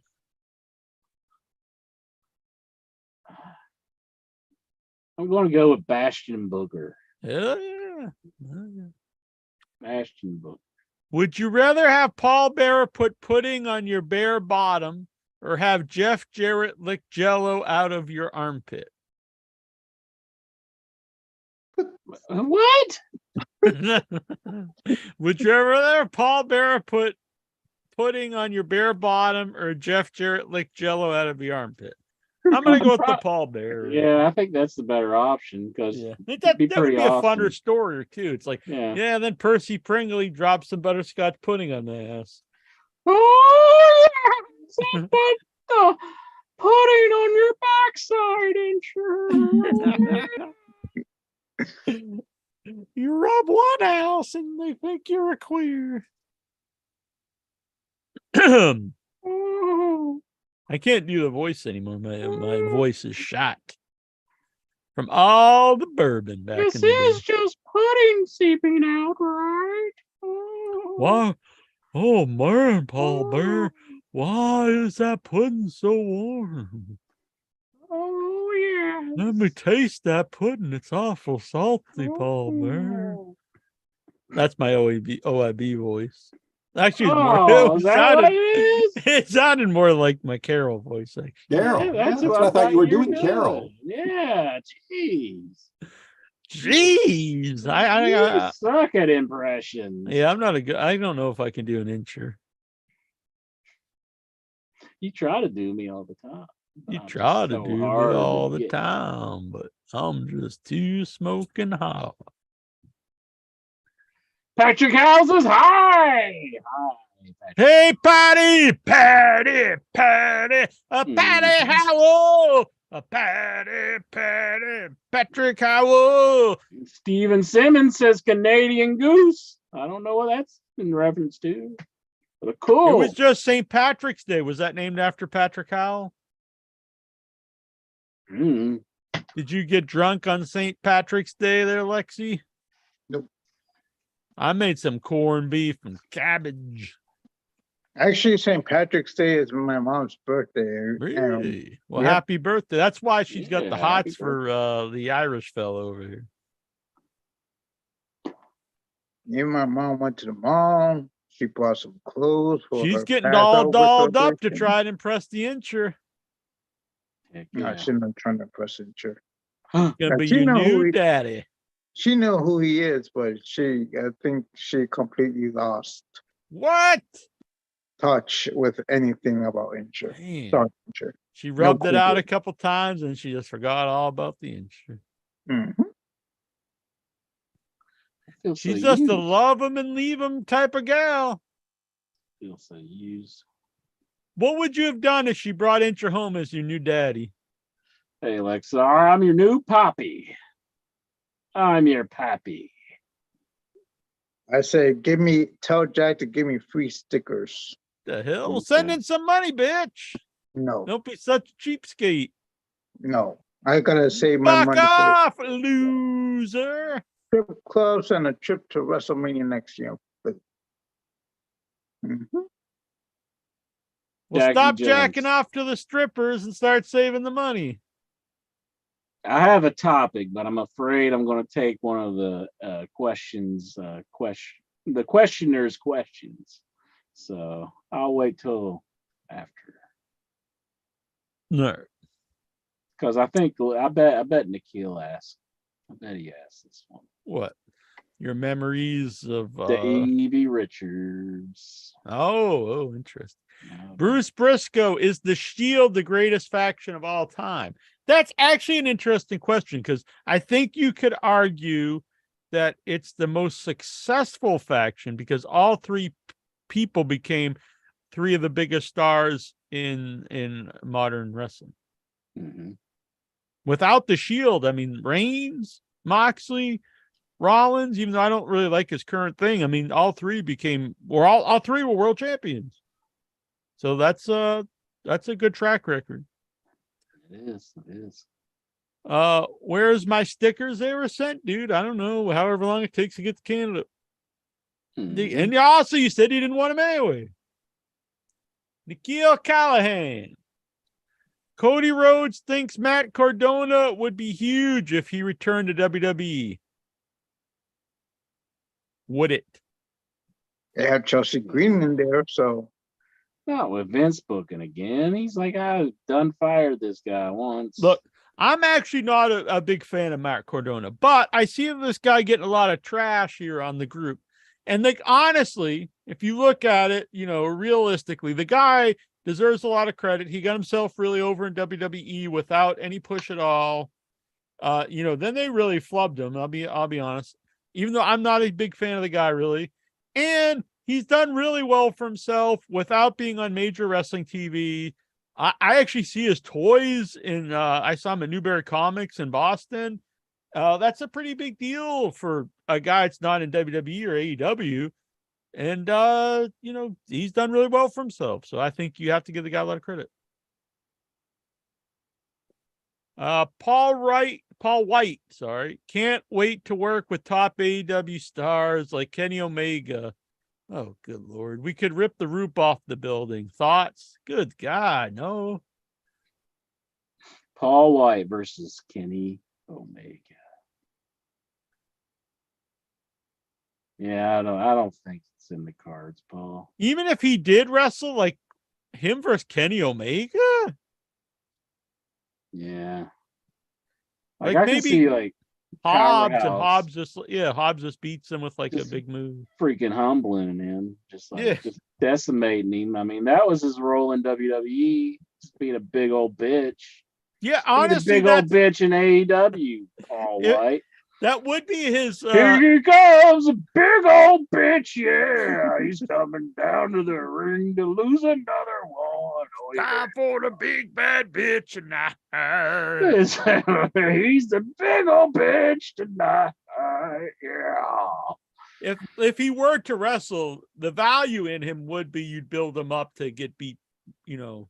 Yeah. And I think it would be against like a power guy to give him like a power move. Mhm. Then you know they don't really show a lot, which that's something they should do too. They don't really show a lot of highlights ever, like the pay-per-views. Like they have these amazing pay-per-views, but they don't show like highlight packages, which they should do. But if they did that kind of stuff, you'd have, you know, let's say Hobbs gives him some kind of power move. I don't think Wardlow could give him the power bomb, but anyway, you have someone give him a big power move, and you could show that as a highlight for years. Yeah, I mean he's only like what in his 50s, so let's destroy him some more if he wants to get in the ring. I say, yeah, destroy that. The big destroy bitch that man. show tonight. Yeah, he's coming down to lose another one. I mean, do you want to see him like winning belts and stuff? No, I think your time's past, Big Show. Sorry, buddy. I mean, maybe he'll prove me wrong. I mean, I really have not been a Sting fan since like the early 90s Sting, but I really enjoy his stuff in AEW. So maybe they'll prove me wrong. Maybe he'll come out there and I'll be like, holy shit. I mean, the odds are very unlikely. I've never liked Billy Gunn except for the troll incher, but I actually enjoy Billy Gunn now. Yeah, now it's legitimate. Yeah. Should have never left WCW, Paul White. I agree. That was your best time ever. Oh and yeah, now you go to WWE and you shit all over it. Very first match, he got beat. I know, and then he always like talked bad about WCW, and it's like, what the fuck, dude? Yeah, and he always kissed WWE's ass. So maybe that's what he deserves, since he's an unappreciative to be a big bitch. He deserves to be the big bitch show. Big bitch. Steven Simmons says, I want John Tenta to feed me like a baby. Oh. Patrick House says, show respect, the man is deceased. I had 2 beers in a row. Hot damn. Patrick Howe's getting drunk off his ass. I guess so, yeah. Pepe Get your big Petit. solo cup full of tequila. Or vodka. It was vodka, I'm sorry. Actually, don't do that. It'd probably kill you, wouldn't it? What? Like a big solo cup of vodka if like you don't have. I don't know if it'd kill you, but it'd knock you out. It would get you pretty wasted. What kind of tolerance you think that kid had?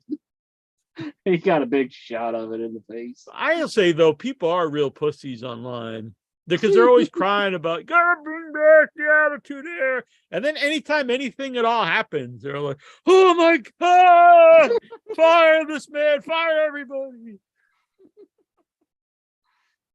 11 shocking stuff. What? Gotta have shocking stuff every now. Yeah, stop being a bunch of bitches, wrestling fans. 11 years ago today, 21 Jump Street was released. He's not even talking about the show. He's talking about the movie. Horrible movie. I wonder if he even knows it was a show. What are your memories of the 21 Jump Street movie? I didn't want to see it. I don't think I ever saw it. I don't think I ever watched it. I didn't even watch a show. I remember they'd always advertise it during like Married with Children or something. Like it was always a special like episode on a special episode of 21 Jump Street. Who asked that? Was that Nikhil? Oh, Nikhil, come on, you're letting me down here, buddy. Did you pop when the Elite got in the ring with Hangman fending off the BCC? Oh, that is something we forgot to bring up. Yeah, that's cool. Some teasing that like they it. might be getting together. Yeah, look. I think you started to rehabilitate Hangman with the big win at the pay-per-view over Moxley in this big blood fest. Then immediately they put him back in with these fucking losers, the Dark Order, who have run their course. I actually like some of them. I think you could do something with, the short muscle dude. But let's be honest, the group is nothing. It's just it's a bunch of goofs. Don't put Stu Hangman Grayson's back with back. these guys. Stu Grayson's back, Jack. Who gives a fuck? Good for him. Love Stu They were Grayson. saying they didn't use him in matches before because he has anger issues and like he's dangerous. Why the hell would you even bring the guy back? He's like some kind of wacko. At least he knows it's better not to get on freaking Twitter and post how angry That's he true. is. Yeah, you're telling me he's the only one with anger issues in the AEW? The point is, don't put Hangman back with these idiots when you just had him win a big thing. So with the Elite, okay, that's like top guys. All right, him and the Elite, that's cool. But not with the Dark Order. Mm-hmm. Chris Jericho says AEW is the only North American company he's worked for that has consistently paid for hotels and transportation. Thoughts? Yeah. That's not exactly what he said. He said since ECW, because Paul Heyman also paid for the hotels back then. And this was in reference to Meltzer saying that no one does. So I think that's good. It's really weird because then I saw fans saying that like they shouldn't do that. Like, I don't understand wrestling fans who are like, they're like pro, like they want the boss to treat the employees like shit and fuck them over. It's very weird. Like, I think they're getting on Tony for it. And I think that's what spawned the whole topic for Jericho to kind of take up for Tony that he said that he does do it. So that's good. That's good. That is good. I mean, they're being treated well. I mean, people in other companies should take a look at that and think, oh, well, that's nice. How crazy is that, though, that WWE doesn't do that? What does AEW classify their wrestlers as? Are they classified as independent contractors? I don't know. So so take that in mind. But I'll say this. I always respect that Tony Khan, if he signs a guy to a contract, to me, he does the right thing. If he doesn't want to renew them, he lets the contract expire. He doesn't fire him before the contract is up. And to me, that's the right thing to do. Yeah. And not because I'm an AEW fan. I've had that stance for way before AEW started, when WWE would sign guys to years and then fire them in 3 months. That kind of stuff's not right. But it is pretty shitty that he's got a lot of people just like that. The people are like staying at home and not wrestling or not doing it. Well, yeah, if they tell you we want you to come here and do this, now if they don't have anything for you and you just stay home, I mean that's the company's fault. But like from understanding, like Rusev, they've had all these ideas and he just doesn't want to do it. I don't think that's right. Could he be considered? To me, that would be breaching your contract. Yeah, that's what I was about to say. If they could he let him go then, saying he breaches contract by refusing all these ideas? Now, if he's like, oh, I want you to do this feud, and he thinks it sucks, and he's like, well, I don't want to do that. Let's work something out. I'm not backstage. I don't know what's going on, but from what I'm a huge Rusev fan, but from what I've seen of him and his wife, like online and stuff, I think the reason why he would always get kind of de-pushed in WWE is and now in AEW, I think it's mostly their attitude. Difficult. Which is unfortunate because I think he's super talented and he could be your top guy. I think I don't see a weakness in the guy except for possibly the attitude, I guess. I think they should have like something in their contract where they could only refuse like 3 ideas or something like that. Like on your third used to idea. be. I mean, you couldn't. Only people with creative control. I mean, because you can't just sit there and be like, "No, I'm not doing that. I'm not." Yeah, I could never lose or work with. Yeah, I mean, you you gotta work eventually. I mean, you can't Right. just sit there and refuse everything. Yeah, and he's not like, and he's getting paid well. So. Yeah. I really don't understand what everybody has issues with Tony Khan for. I mean, it doesn't. I mean, it seems like they're being treated better than they've ever been treated before. I could see Lance Archer more where he just simply wasn't used from what I understand. Yeah. Chris Jericho says AEW is the only. He says, sorry. Stu Grayson resigned. Yeah, we mentioned that. I'm glad he's back because I thought Evil Uno kind of lost a lot whenever he left. Yeah, but he's never going to be anything. I actually like Evil Uno, but I mean, he's never going to be anything. I think the team did lose like some momentum. I think he kind of. They're never going to get momentum again in the Dark Order. Just drop it. You never know. I know. I know. I looked into the future, and I know you don't have never going to machine, be anything. Bitch. Just drop it. Machine. Just disband it. No. And you push the little muscle dude, and maybe you can make little Evil Uno would be a better manager than fucking QT Marshall. Yeah, he probably would be. Yeah, but Evil Uno with a shirt off? No, don't do that. No, dude, look. And people, you're fat shaming. Look, I'm a fat dude, but I don't do a show with no shirt on. Yeah, I think, I mean, the guy really doesn't have any build whatsoever. No, and that's fine. Look, there's just Mick do what Foley looks good, Mick Foley's one of my favorite wrestlers of all time. He would have looked horrible if he was out there with just tights and no shirt on. So he wore stuff that covered him up and added to the gimmick. He could do the same thing.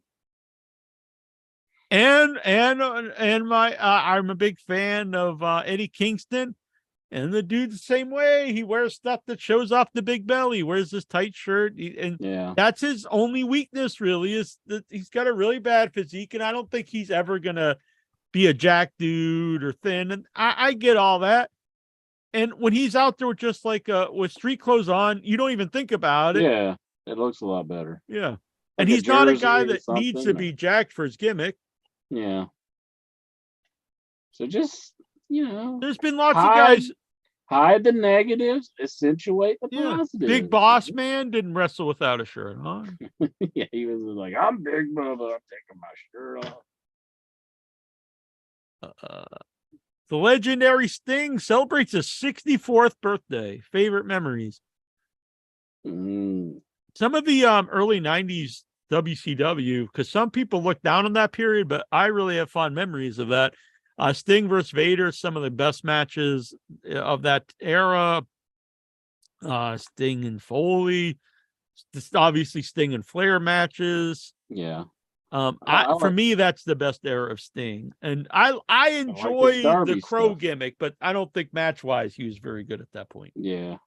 I like the Darby stuff. I think the Darby stuff has been really good. I honestly put that up there with some of my favorite memories of Sting is his last run in AEW. I think it's been really fun. For sure. Conan believes MJF would be booked better in WWE. No, I don't agree with that. I mean, he's the world. He's the friggin' champ. How could he? And he's like presented as the main guy. I'm not really sure how anyone could complain could say he's being booked poorly. Yeah. And it's really like unpredictable who WWE will use. Like I never would have believed they would use AJ Styles when he first came in, and they actually did use him. But I mean, right now, if MJF was in WWE, he would not be the top guy. He wouldn't, because they have Roman Reigns as the top heel. They're not just going to put him in the top. So no, so I don't even know how it'd be possible. We're waiting to see if they even do that with Cody, which I really don't want them to. I want to see him get trashed. The only way is if Reigns does leave, and that opens up the spot for like a main event heel. I mean, it would be possible, but you'd also have to like bank on them really getting behind him. And I mean, I it's possible, but I don't foresee it. And right now, definitely he would not be booked better. I don't see how you could say he's booked bad at the moment. You could say a lot of stuff, that I would improve in AEW right now, but it wouldn't be like the misuse of MJF. I think it like the group that he had together. I don't know why they ended that. I mean, was there issues with Dax they kind of went face, didn't they? They kind of went. It's not so much why ended, but there was no like ending to it. Yeah. I think when you build up a group like that, there should be somebody turns on somebody or they disband. It just kind of faded away, which was weird. Yeah. And they had, what's his name? The chairman there. He just was in and out all the time. Yeah. I never disliked him, but I think he's a guy I think he was a Cody friend. Because I think he's not been used at all. I see what you're saying. Which is, whatever. I thought Danny Garcia beating Brody King wasn't believable at all and silly. I actually don't remember, when did that happen? Oh yeah, that was on it was on Rampage. I haven't seen the last few Rampages. I was trying to remember what was the big thing that happened on Rampage, but yeah, that was it. I didn't see it, so I can't comment. Yeah, I do. Unless if you're building towards them going for the 6-man title, you should have one of that group beat somebody in the House of Black, because that's traditionally how you would do that. But I think that would be the wrong guy to beat. I don't think Brody King should be. That's a guy I really liked when the other two were gone and he was getting a single push. I really think you could do a lot with him. But I will say House of Black as the 6-man champs has been good so far. Yeah. It's a lot better than the last time they were together, I thought. Gunther has been the longest Intercontinental Champion since a Honky Tonk Man. Huh. Wow. That's a crazy thought to think about. So he must have beat the Santino. Remember Santino was trying to beat the record? Yeah, he was trying to go for it. I'm a big fan of Gunther. Does he even have a match at WrestleMania? Who are they? Who? He does. Triple threat match with Drew McIntyre. That's right. That's right. Who? Sheamus. Which Sheamus and Drew are like, they were buddies, and they're even in the thing that Steven was talking about. So it's like they're kind of like having a little bit of feud between each other, but it seems like they're just putting Gunther in there, and he's got two guys who are more than likely could team up. I mean, it seems kind of weird.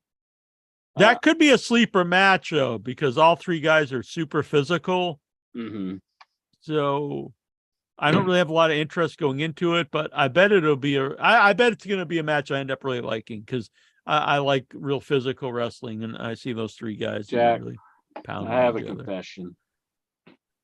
When Drew McIntyre comes out and he has that big sword, I kind of think to myself, no, not that. No. The actual sword that he carries to the ring. I kind of think I'd like to have that sword.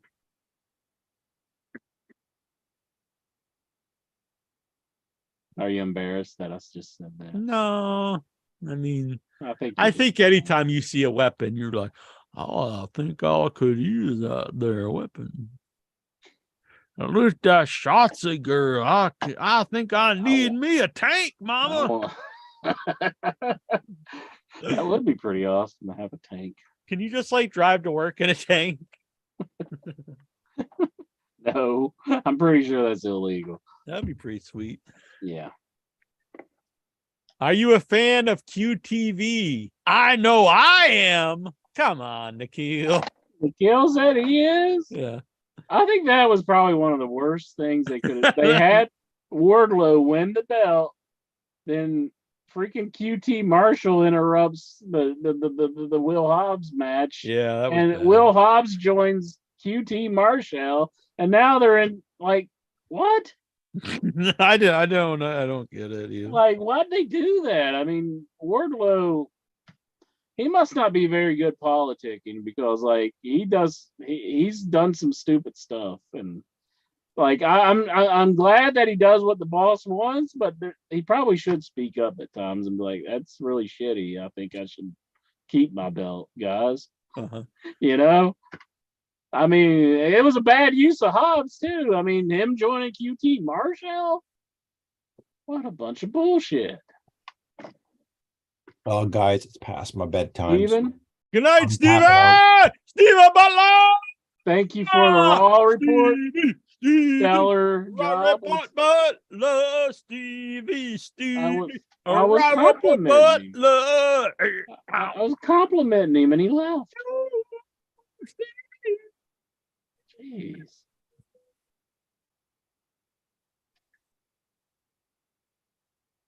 Yeah, I think your mic turned you off. Really? I can't hear you strumming it. Man, look at Lexar. He's got the eyes of a killer. Look at it. Lex, When you're about to kill someone, Lexar, how do you look at him? like the same way I do it. Like this. When's the last time you killed someone? I didn't kill nobody, No. but I did kill flies before. When they Flies? No. Flies. Did you use the assaulter, the gun that gets loaded up with salt and you shoot it? They go in between my window and the Come to my Flies. window. and I Come squished outside with my light. I want to hear what he it says. grinder Shut up with into your the Melissa. window between the windows and the flies, the fly between the windows. That's why I squished them and they died. Man, You don't use a fly swatter? You just use your bare hand? you like to see him suffer, right? Why? Well, I don't want to kill them, but if they want to like come into my room and like Then the fly deal's off. around instead of playing around outside, well, that's a price to pay. You're like, that's the price you pay for annoying me. Lexar can't be annoyed. What's your favorite thing to watch die, Incher? Jackie Jones. You know what? You think he's joking, but I think that's like his real thoughts. Well, what would you go through your mind if like you were like falling into a meat grinder and like you're holding on to a rope and then you're like, please help me, Incher, and all I do is pull out popcorn and just start eating. I wouldn't be shocked. And I'm just staring. Then I look up and you got a big bulge like in the Maniac poster. Yeah. Yeah. Christopher Daniels reveals. At least I don't dream about it like you psychopath. Yeah, but I can't help my dreams. You're Yes, actively you talking That's in about your like head. wanting to jack off to my death. No, I'm not. You added to the story. I was just kidding. I don't dream about it. I'm reading between the lines. Wake up Don't you all think, wet and Lexar? sticky. That's what he does. He dreams about killing me. He's like, I dreamed about killing you last night. Yeah, but you can't help your dreams, can you, Lexar? Yes, that's like your subconscious speaking to you, Jack. But usually when I dream about murder, it's not the act of killing someone. Well, hold on. That one when I dreamt about killing you wasn't really about killing you. It was like shooting your mouth like full of water, like at a fair. Uh-huh. And then and you were like, oh, and then we did a whole bunch. And I took it was like a hose, and you're like, oh, and then your whole head exploded like in Big Trouble in Little China. Lexar. He's a psychopath. He's sitting here calling you a psychopath. That was more like He's comedy. I think it was more comedic than like your death. That sounds horrific to me. Usually, I have recurring dreams about like dead bodies, but it's never about the act of killing them. It's always about disposing of the body. And I do wake up honestly in like a panic. And it's never like, I never think about, oh man, I killed somebody. And it's never guilt. It's always a panic of, I got to make sure like I dispose of the body so I don't get caught. There's never a dream that you have. It's like, maybe I should turn myself into the cops. Yeah, I think Jack. No, never. Absolutely never. And then killing actual people, and then like he woke up. It's never the act of the kill. It's never the act of the kill.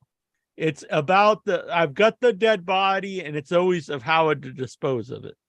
I remember vividly one, and it was I had the body, and I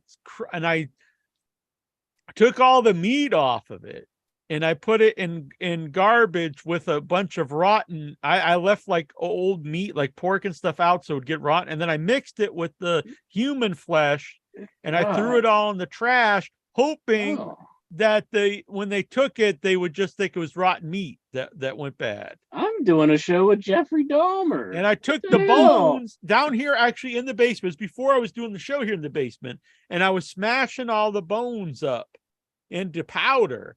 And then I was putting them into bricks. I was somehow making bricks. And I put all the bones and teeth smashed into powder into the bricks. And I actually then was putting the one brick into my wall. And I don't know if all the bricks were bones or if that was just, and my mom specifically told me, don't do that because then they could find that brick. And the only thing I had left was a bunch of like long black hair that I didn't know what to do with that yet. But she was warning me. She was like, don't keep the brick because the brick, people could find. That was like the only evidence that was left because everything else was gone. His mom's helping him in, and it was almost like I don't know if I was keeping it, if I just thought it would hide it. Well, it was hidden in the brick, but I didn't know, but she was just warning me not to keep the brick in the basement. Well, speaking of death, and then I woke up honestly worried that the garbage man was going to find that it wasn't just rotten meat, that there was people in the garbage. I really woke up and I was like worried for like a half hour, even though I knew it was a dream, but I couldn't get rid of I was just like in a panic. It was very weird. I've had recurring dreams like that where it's about getting rid of the bodies and then panicked about. Vic Schiavone here in the chat room. He says, anyone intrigued by Jack's dreams? Anybody intrigued? Annabelle thought it was about her because it was actually long black hair. But I know a lot of people with long black hair, so it could be other people. Well, it's not me, that's for sure. But no, see, that wasn't you. You'd be easier to get rid of. It would just be the meat and the bones.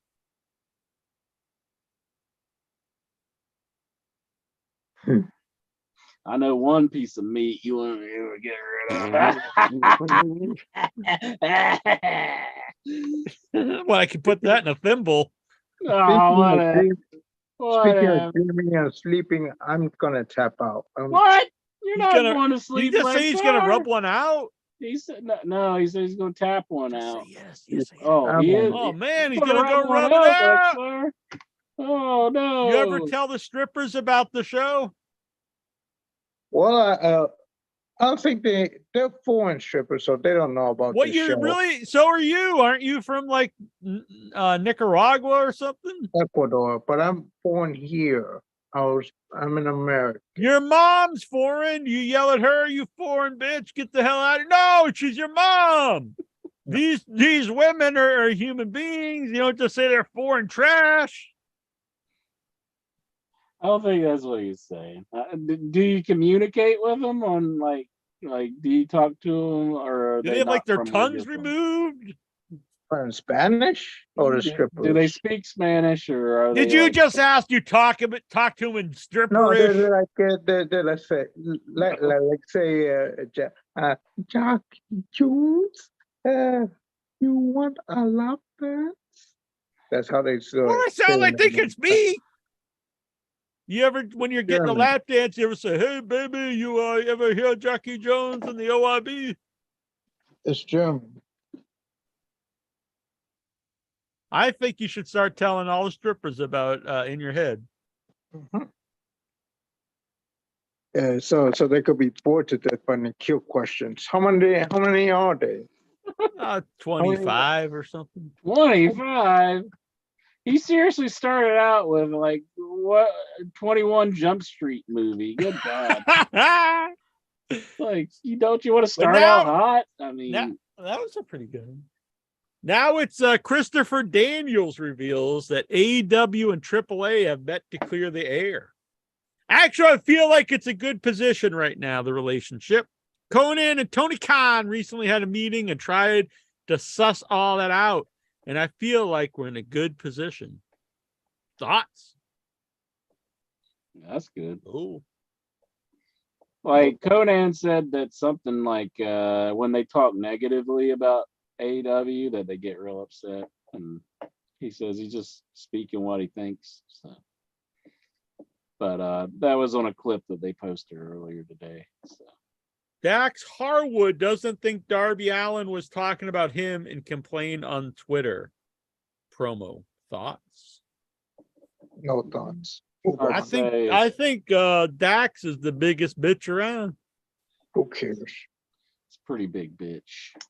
I think they need to ask Darby. He wasn't talking about me because I ain't no complainer. Now let me go on to everyone that's ever held me down in wrestling. Brock Lesnar made his WWE TV debut 21 years ago. You know what? So Brock Lesnar made his debut the same year that 21 Jump Street, the movie, came out. Boom! Oh, my mind. Look at me. I'm blown. Look at that. You're blowing who? Look at my eyes. I'm going crazy. My mind is blown. Like, That's kind of how I always imagine you. It was like I got punched in Punch Out. It's like, oh man! Alrighty, Lexar, you can leave if you want. Get the fuck out of here, little boy.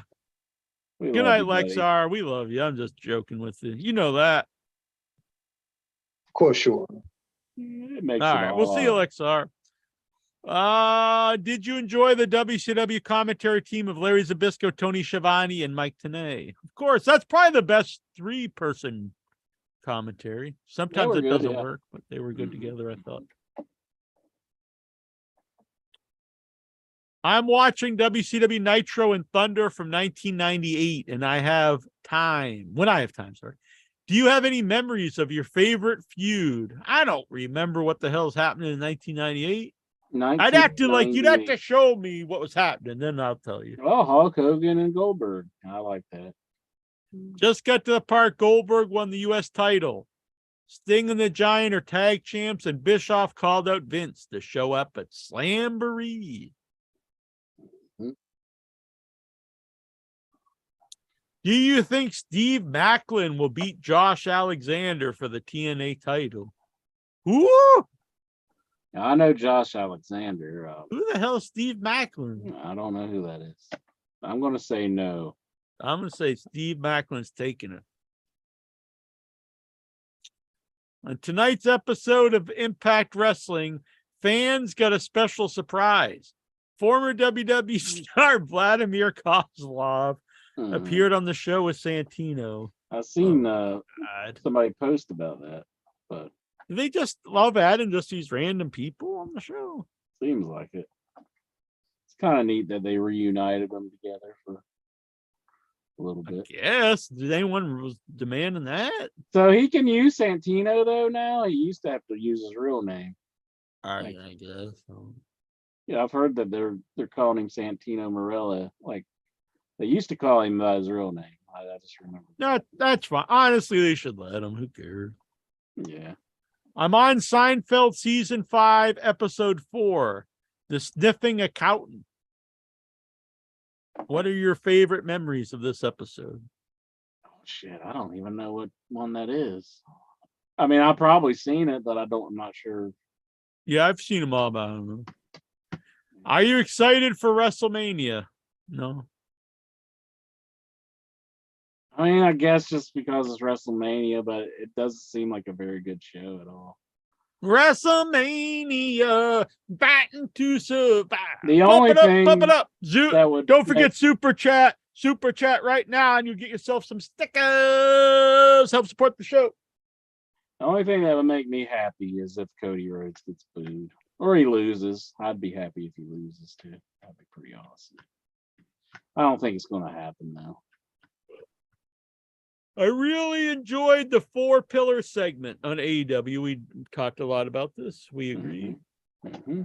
Where should I go on holiday this year? Name some places. Where's he going? Just anywhere? We can just name a any place. Where should he go? think he should go. He should go to the Bunny Ranch and give us a report on it. Man, I thought Lexar hung up. I'm going to turn Nikhil into the new Lexar. Give us I a think you report. should go to Newark.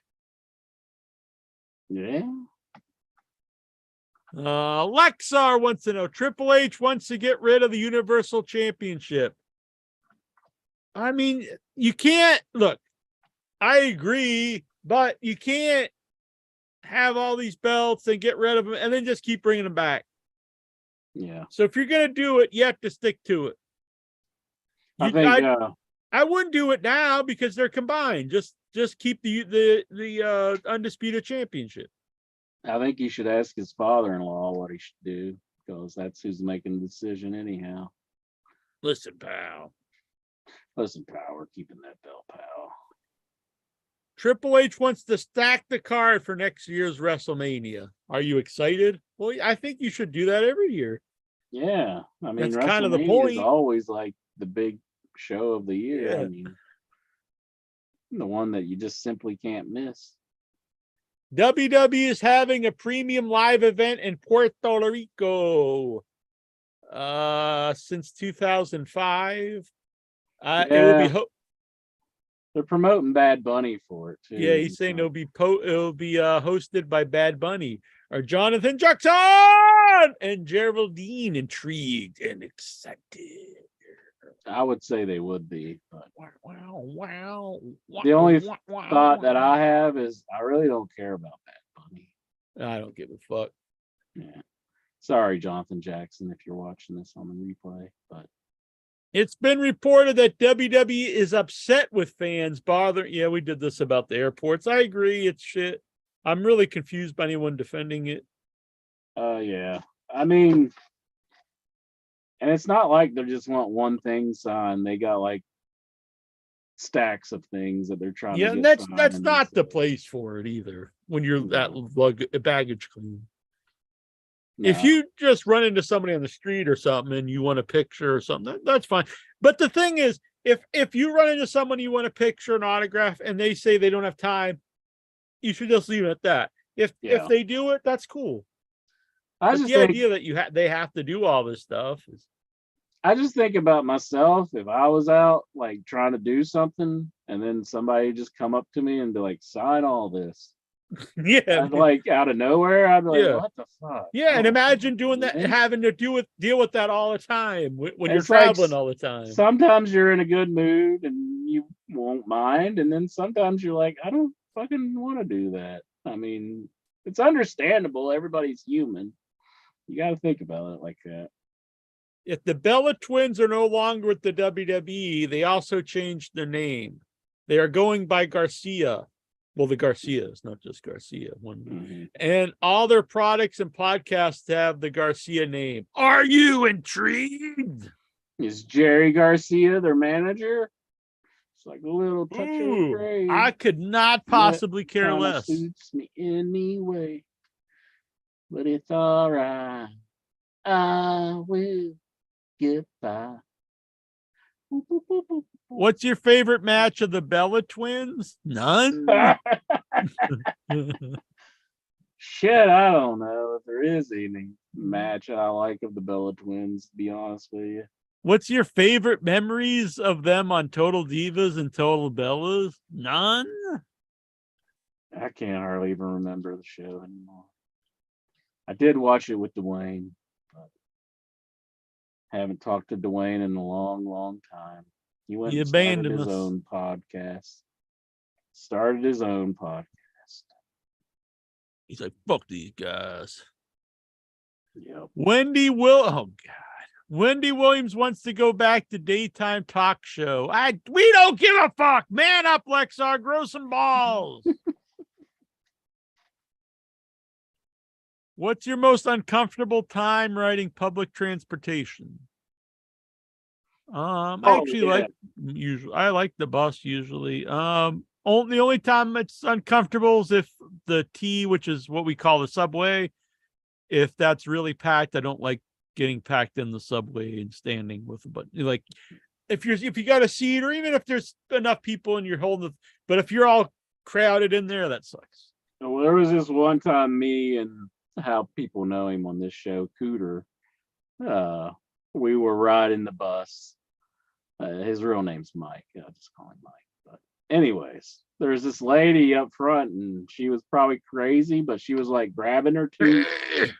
She was like grabbing her tooth, and then she'd take her foot and start like stepping it on the ground really hard. And that was pretty uncomfortable.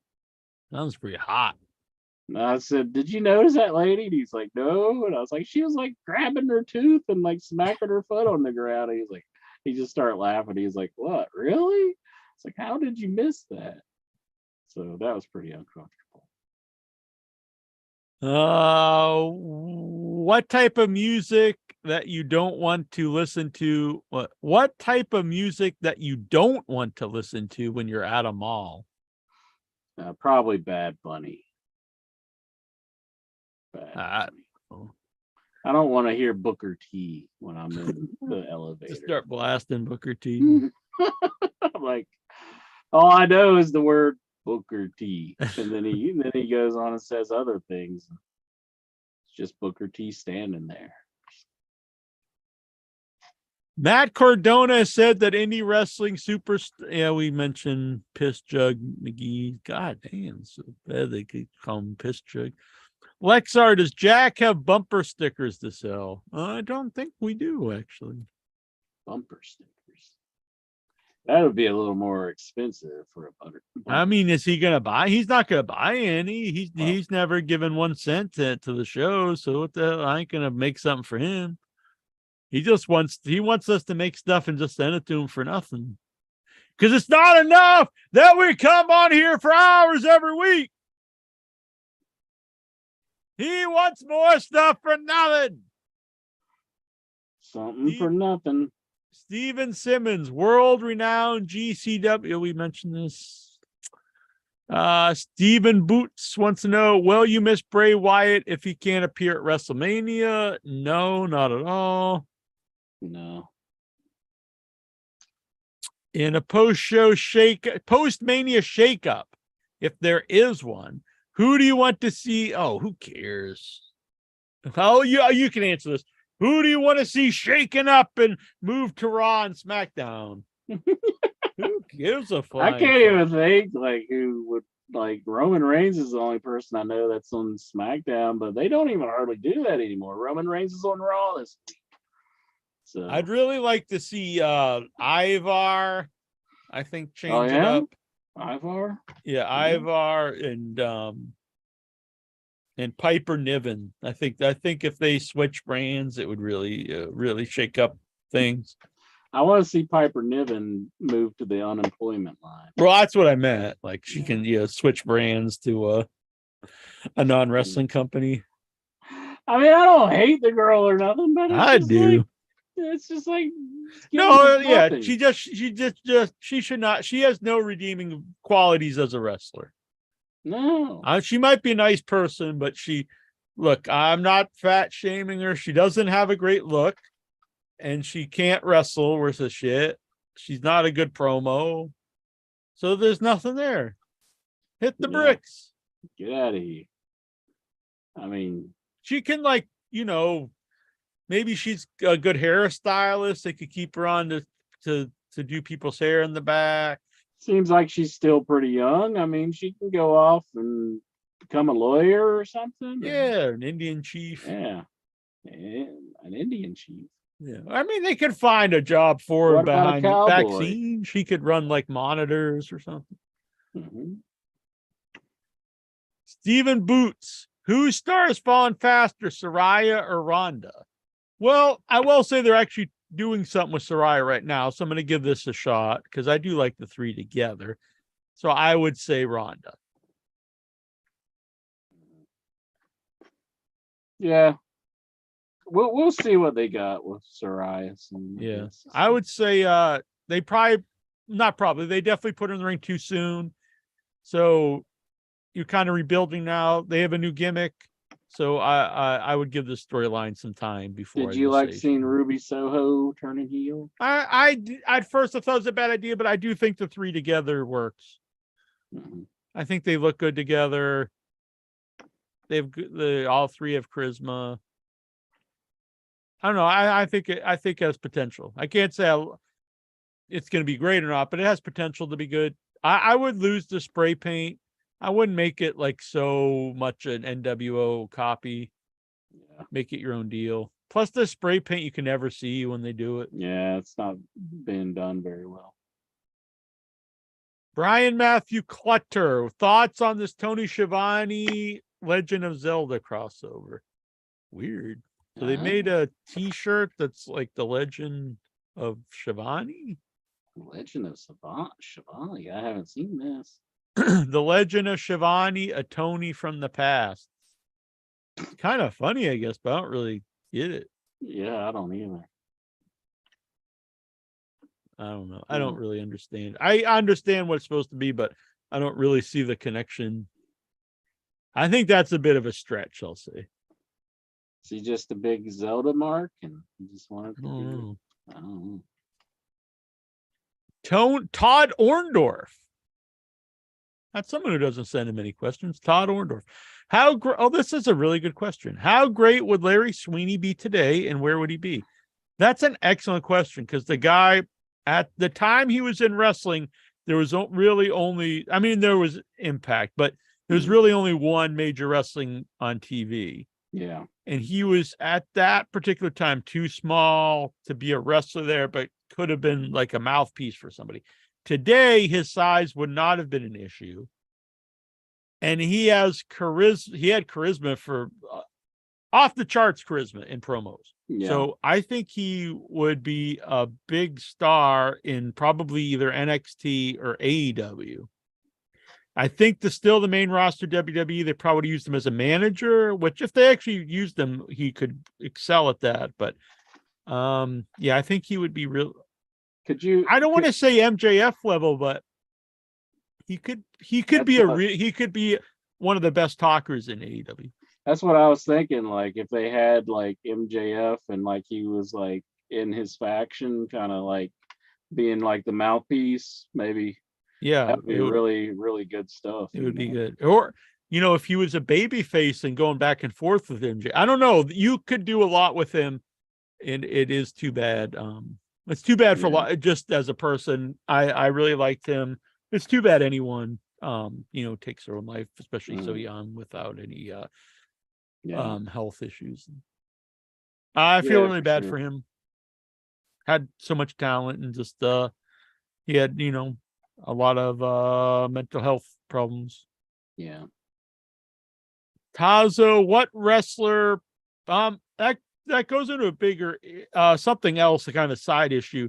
When anyone wants like AEW or any company to go out of business that you don't watch, I'm not saying you got to love AEW. You can hate it, not watch it. It's fine.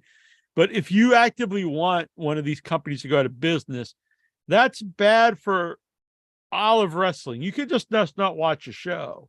But if you want any of these companies to go out of business, that's going to be way less people can make a living in wrestling. Not even just the wrestlers, but the agents and people set up the rings and the camera people.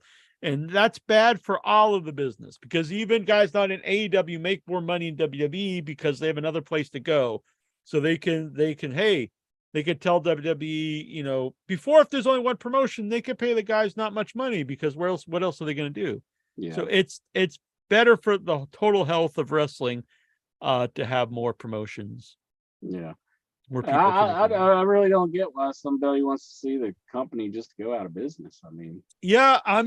Crazy. I'm wearing the guy's shirt, Nash, but I thought it's really weird. This has been getting posted a lot, where Nash, I didn't hear it, but I just read it, where he said him and Austin have a pact where they don't watch AEW anymore, and they haven't for like a year. And I don't understand, even if they don't want to watch it, that's fine. That's their own business. But I don't understand the purpose of telling people that, because that's all that's going to do is the fans of Nash, because you can watch these guys who do the podcast, and a lot of their followers, I'm not saying all of them just follow anything they say, but a lot of them parrot anything they hear from these guys. And so all it's going to do is there's going to be a large portion who look up to Nash and think he's funny, and that's all cool.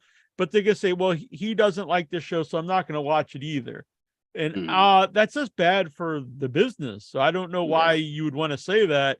It's, because I'm sure he has friends in wrestling and he's part of the wrestling business. It's also bad for the podcast guys, because if there's less companies out there, right now these podcasts are hot.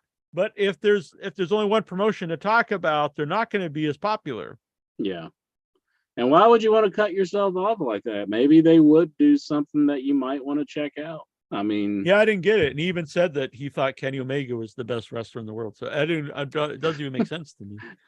I mean, why wouldn't you want to check that out every now and then if you believe that they have the best wrestler in the world? I don't know. I mean, maybe he just doesn't ever want to watch wrestling. I don't know. But like, I know he said once on the show, like, when he was wrestling, there's no way he would sit down and just watch wrestling like from the other brand when he was doing it. But I mean, it's what you used to do. Why not?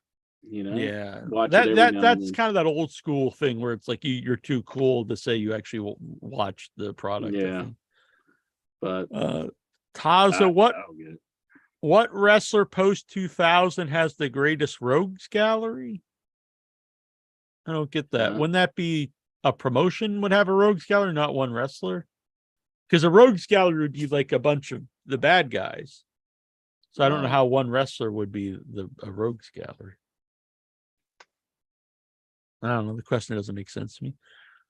No. Bruce Briscoe, would you like to see a new AEW trio champs of Sting, the Giant, and Goldberg, Team WCW managed by Eric Bischoff? I actually not totally against like that concept, but I would like to see Sting and Darby.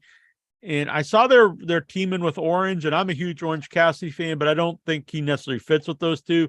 But if they get another guy, I would like to see them get the trios belt, even if just for a week and they lost it back to the House of Black, just so Sting could have an AEW championship before he retires. I have to put something over that you just reminded me of. Jeff Jarrett doing the orange kicks. Oh my God, that was hilarious. That's another older legend that I've not really been a big fan. I can't say I've never been a fan of Billy Gunn until AEW. Jarrett at times has been, I don't really dislike him, but he's never been one of my favorites. But he came to AEW and I was like, why are they bringing in Jeff Jarrett? I've got to admit, I think he's more entertaining than he's ever been. He's really won me over in AEW. I think he's been an asset. Everything he's in is entertaining. And honestly, he's a good guy to wrestle guys like Orange Cassidy, because so you have Orange who does a lot of the new stuff. I also think is a really underrated in-ring wrestler. And Jarrett is an old school guy, so he can help younger guys learn like the foundation of wrestling and some of the old school things. So yeah, I think, and it's just fun, and you could tell he's having fun. Yeah, he's getting paid, but he's also having fun. Which you could. There's no way anyone's gonna tell me that Billy Gunn's not having fun, because you could tell he's having a good time anytime he's out there with the Acclaim. Yeah. Vic Schiavone says, going back to the Zelda shirt from Tony Schiavone, if they get rid of Tony from the past, I want that shirt. So does he have issues with Tony from the past, or is he just trying to tie in a Zelda theme? Well, I guess he just wants the Legend of Schiavone. Yeah, Legend of Schiavone. Anyone out there have any in your head t-shirt designs? I know Bruce was saying he had some. Where is Bruce tonight? Hope he's all right. Ooh, where's Jonathan Jackson? Yeah, I think he has had some personal things going on. But I'm a big shout out to Jonathan Jackson. We love Jonathan Jackson. Love Jonathan Jackson.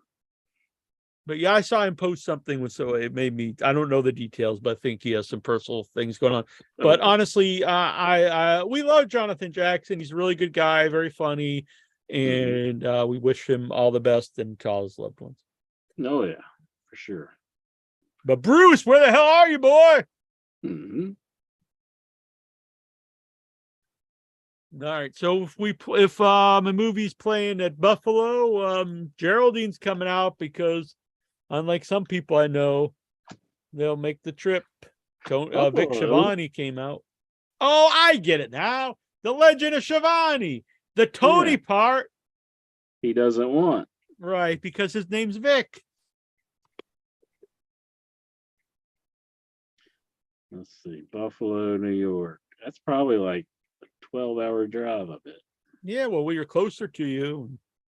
How about Virginia? That's probably not too far. That's probably not too bad. It's Virginia. Yeah, we might be playing Virginia at some point. Yeah, okay. Let's see. Those are the two I'll probably go to. There's actually a really big one we're going to play at Panic Fest, but it's next month and it's also 10 days long, which I'm sure is cool, but that gets into a lot of money if you rent a fucking hotel for 10 days. Mm-hmm. Probably like 7 $2 hours grand. and 12 minutes to Buffalo. And Mitten, he used to get us good hotel deals, but what the hell's use to even knowing the guy now? You can't get no deals. Jackie Jones, come on now. Oh, I would have never banned Mitten from sending me stuff if it was all appropriate. You're not hurting him. You're hurting yourself. It's to teach him a lesson. He don't give a shit. Now he's not spending money on you. I know. So He is such a lost cause. He really is. You have all this cool stuff, and you got a couple dildos and stuff. You can we'll throw this away. I'll keep the cool stuff. You're cutting off your nose to spite your face. But when I open it on the show, that's comedy all gold. You focus on. Yeah, but that's comedy gold. It's not like you open it up and you start shoving the dildo up your ass. I want it to be boring as possible. Just well, you know what, Incher? I'm gonna give you a glowing review right now. Mm-hmm. You succeed on that every time I talk to you. Go fuck yourself. Come on, that was a good one. Any more questions? Or no, that is all the questions for this evening. Not too many bad ones. Just some weird stuff from Tony Oberstar and some just bullshit from Lexar. You know, Lexar makes fun of other questions, but he has some of the shittiest questions out there. It's like Wendy Williams and like Judge Judy. Here's Vic. He's saying I should have melted the chocolate down from the wiener, the chocolate wiener that was sent to me from. What if it was the most delicious chocolate you ever tasted? I should have just sent it to Vic so he could have melted it down. I would have just ate it. I ate the gummy dicks he sent. I don't care. Were you worried they'd turn you gay or? Well, they kind of have, I think. What do you mean turn? You should have melted down the dildos and made like a. What if I shit out just another dildo? Like, well, you are what you eat. Yeah, it's like. I didn't mean melt down the rubber dildo and eat it. Yeah, I didn't melt down the rubber dildo. I realized midway I was through that. I was like, God, I just totally screwed that up. Oh, I don't know. What would you have melted a dildo down and made? Like a mouse pad or something? I don't know what you'd make. Maybe I'd fix a car bumper with it, like all those. YouTube you melt it down, you just stick it in like a hole. Like, oh, it works. Like a hole in your car seat, and you just shove this dildo in it. Basically, there you go. Just think, though. Do you think if you would have signed that now, because we didn't have a video at that time? Do you think well, these guys are cheap. Not everyone. A lot of them sent some money into that. I said I'd rip my chest hair out for $250, and nobody did it. So, do you think anyone would have bought the 1-inch bicep signed dildo? Maybe just to embarrass me with it. Mitten might have bought it. He would have bought back his own gimmick. His own gift. I still have the fork. I offered it to Bruce Briscoe for free, and he didn't want to pay shipping. Well, he didn't want the stickers, then he's like crying about not getting them yet. These stickers are going to the game guy. What's his name? Game Geek. Oh, the Geek Getaway. Geek Getaway. Let me know your address. And who was the first one who sent that? He's on Twitter. And Clutter. Oh, yes. Yeah, so Twitter. Yeah, message me on Twitter. I'm on Twitter. and he uses Clutter. Twitter the most. All right, message me on Without Your Head because well, you can message me on any of them. I have Without Your Head, In Your Head, and I just got back my I was off it ever since what's his name bought Twitter, but I finally got my personal account back on Twitter. Not that I ever really use it, but I'm back on there, so you can message me in any of them. Neil, it's Nasty Neil Without Your Head and In Your Head. Excellent. I'm on the Twitter some, but I don't use it a whole lot. I'm not a Facebook fan. mainly. I'm not. I'm annoyed by people who use other services to message me, like outside of like if you like use like my actual like phone number, and it's like a lot of people, some people do, but I don't see it. I always use my Facebook for like Messenger, and like I do too. I I don't prefer know, that, like, probably. and then like if people get annoyed with me that I didn't see their text, I'm like, well, I don't watch that one as closely. Yeah, and then people message me on Instagram, and it's kind of even hard to see the messages on Instagram. I just wish everybody had just used Facebook. Yeah, but we're like old timers. That's like I know everybody's on Twitter. I honestly do prefer. I think the setup is better, and I think that it's easier to actually have conversations on Facebook. Instagram's really just photos. I don't really ever see anyone having conversations. Twitter, I guess, a little bit, but you can't like really reply that much. I don't know. I like there's Facebook. a private message thing that you can do, but yeah, I still don't even understand like everything about Twitter. Like when you like tweet somebody, like you can't see response from other people. Like I don't know. yeah. I don't like. I've never liked the setup. I don't get it. I don't get why people like it. But what do I know? Great about it? Yeah. You still on Grinder? No, I'm never on Grinder. I don't think. I missed Tout. I wish Tout would come back. Tout it all out. Is it still around? We should buy Tout. WWE always trying these failed ventures. Good God. Alrighty, Jackie Jones. I'm trying to find if Tout exists. Is the Tout website still around? The hell if I know.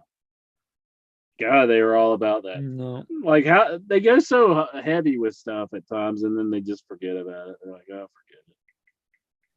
Tout was an online social networking service and microblogging service that enabled its users to send and view 15-second videos known as touts. Who thought that? Like, I get like people have short attention spans, but 15 seconds? Like, what the hell are you gonna do in that? It lasted 9 years though. I think that new Elvis movie was like edited just for people with short attention spans because it was like very sporadic. I mean, I liked it, but it was like so quick with everything. Like all the cuts were like so quick, and it's like, you know how typical movies are like, beginning, middle, and then yeah. Well, I like that they try to do something different. Yeah. I don't think Tom Hanks was that bad, and it was a strange role. I actually really liked them in it. Like get like it was almost like a supervillain. But it was I liked the take. It was weird and it worked for me. Yeah. I didn't think he deserved like a worst actor Razzie award or whatever. I think he does good in just about everything. I mean, yeah. I don't really like the idea of the Razzies. Yeah. I know they had nominated like some like little young girl. And then like they got so much flack they took her off. It's like, that kind of stuff's like, I'm not saying you can't make fun of people, but it is kind of messed up to publicly like make fun of like a young girl. Yeah. That kind of stuff leads down bad roads for people. Yeah, for real. I know Sandra Bullock showed up and accepted hers, but right. Yeah, I mean, if you're gonna have fun with it. I know they also felt bad after they nominated Bruce Willis. Because it was before it came out, he had all those problems. Yeah. This was like, a couple years ago. And then like people really felt like shit then. For real. All right. Headyverse, we love you. I love you so much. As long as you boo Cody Rhodes when he comes out, you got to boo him. Say, you turncoat. I mean, Turncoat Cody. Dude, that's what he is. He's so full of it. Lexar was asking if I wash this. I mean, I guess I'll wash it at some point, but how often do you wash like a knit cap? Not very often. Yeah, I think it tears them up, doesn't it? Probably. I mean, it doesn't really, I guess. I mean, maybe I'll wash it at some point. Yeah, it's not like your head sweats that much. You're cold to begin with because you're outside. That's why I'm wearing it. Yeah. I'm in my basement. Actually, it's not. It was really cold when I came down here. That's why I was wearing this, but I ended up taking it off. This shirt. Maybe Lexar's wanting to do your laundry or something. Maybe. Yeah. Do you think he knows how to do laundry? Nah, probably not. Probably not. Yeah, I was wearing this, but then I got kind of warm, so I took it off. Yeah. Kind of look like Gunther wearing that, like that, but it's not really like that kind of shirt, but it's just like a button shirt. But anyway, I had a good time. I had a good time.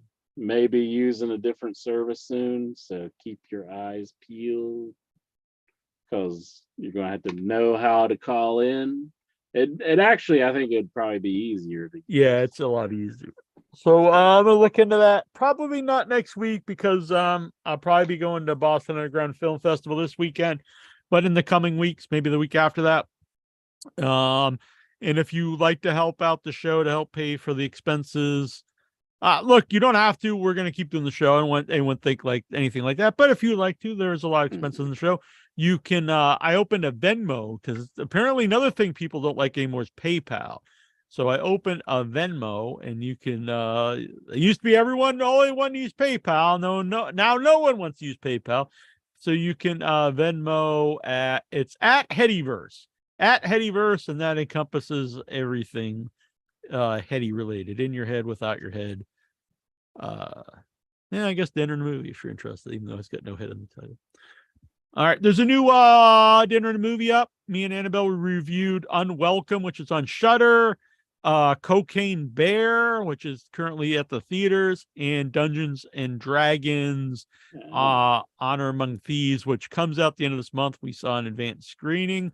And stay for after the credits intro, because then we review limited edition Lay's Beef Wellington potato chips from China. That's pretty awesome. At Chinatown, people in China must love potato chips and Kit Kats, because every time I go, they've got new Kit Kats and potato chips. And some of them, I don't know what flavor they are, because some of them are written in English and some are not.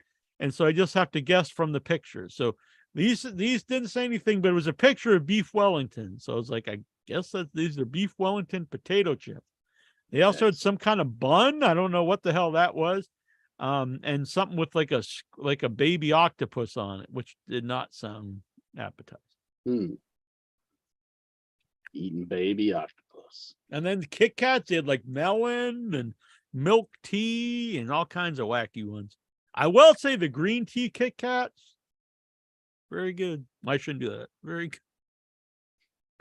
Green tea Kit Kats. But yeah, I don't know. I didn't know Asians love Kit Kats so much.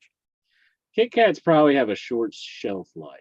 So sometimes you eat one and you can like, that's not as fresh as like some of the other ones that I've had, you know?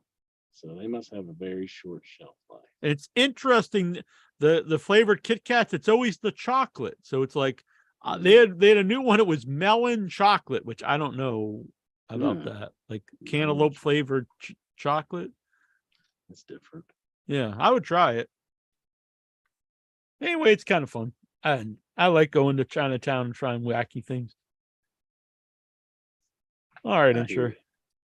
You ready? Do you like weird potato chips and Kit Kats? I'll send you something. No. Well, fuck you, bitch. I won't send you shit. I'll send you nothing. You will get nothing. I'm pretty standard with what I eat. I just like sticking with stuff I like. I don't like trying stuff. Like, I like chicken nuggets and hamburgers. Chicken nuggets. Steak with gravy. Steak and gravy. Oh, yeah. Did you ask your mom about that? Yeah, like, Did you ask No, her? my mom actually likes cube steak. I'm not a fan, but she likes cube steak. Now you add gravy. I know what it is. It was a regular thing in my house. I never was a fan of it. That's all. But my grandma used to make it. We're talking about the same thing. We are. You flour the cube steak, you fry it, then you take it out and you make gravy out of the drippings. I think ours must be much better because you'd have. It's just not for me. My mom and have like to all love my it. family liked it except for me. You'd have to love it. All right. Oh, by the way, you might have liked this, Incher. I went to a new Korean fried chicken place. So good. It's Pretty good. boneless chicken. So it's like a chicken tender, chicken nugget, but it's big chunks of white meat. And Korean fried, it's like double fried. They fry it and then they fry it again. It's so super crispy, and then they cover it, and they have like all kinds of different sauces. So some are sort of, I guess, almost like General Gauss, but kind of kicked up. You know what I mean? It's like big pieces of meat. Sounds good. It's very good. I think we got to give Vic Schiavone MVP of the chat room tonight. Look at him. Thanks for another great show, guys. Hopefully, I'll be back next week for WrestleMania's Go Home show. You're on a Vic road. Schiavone. Thank you, and big shout out to Steven Simmons.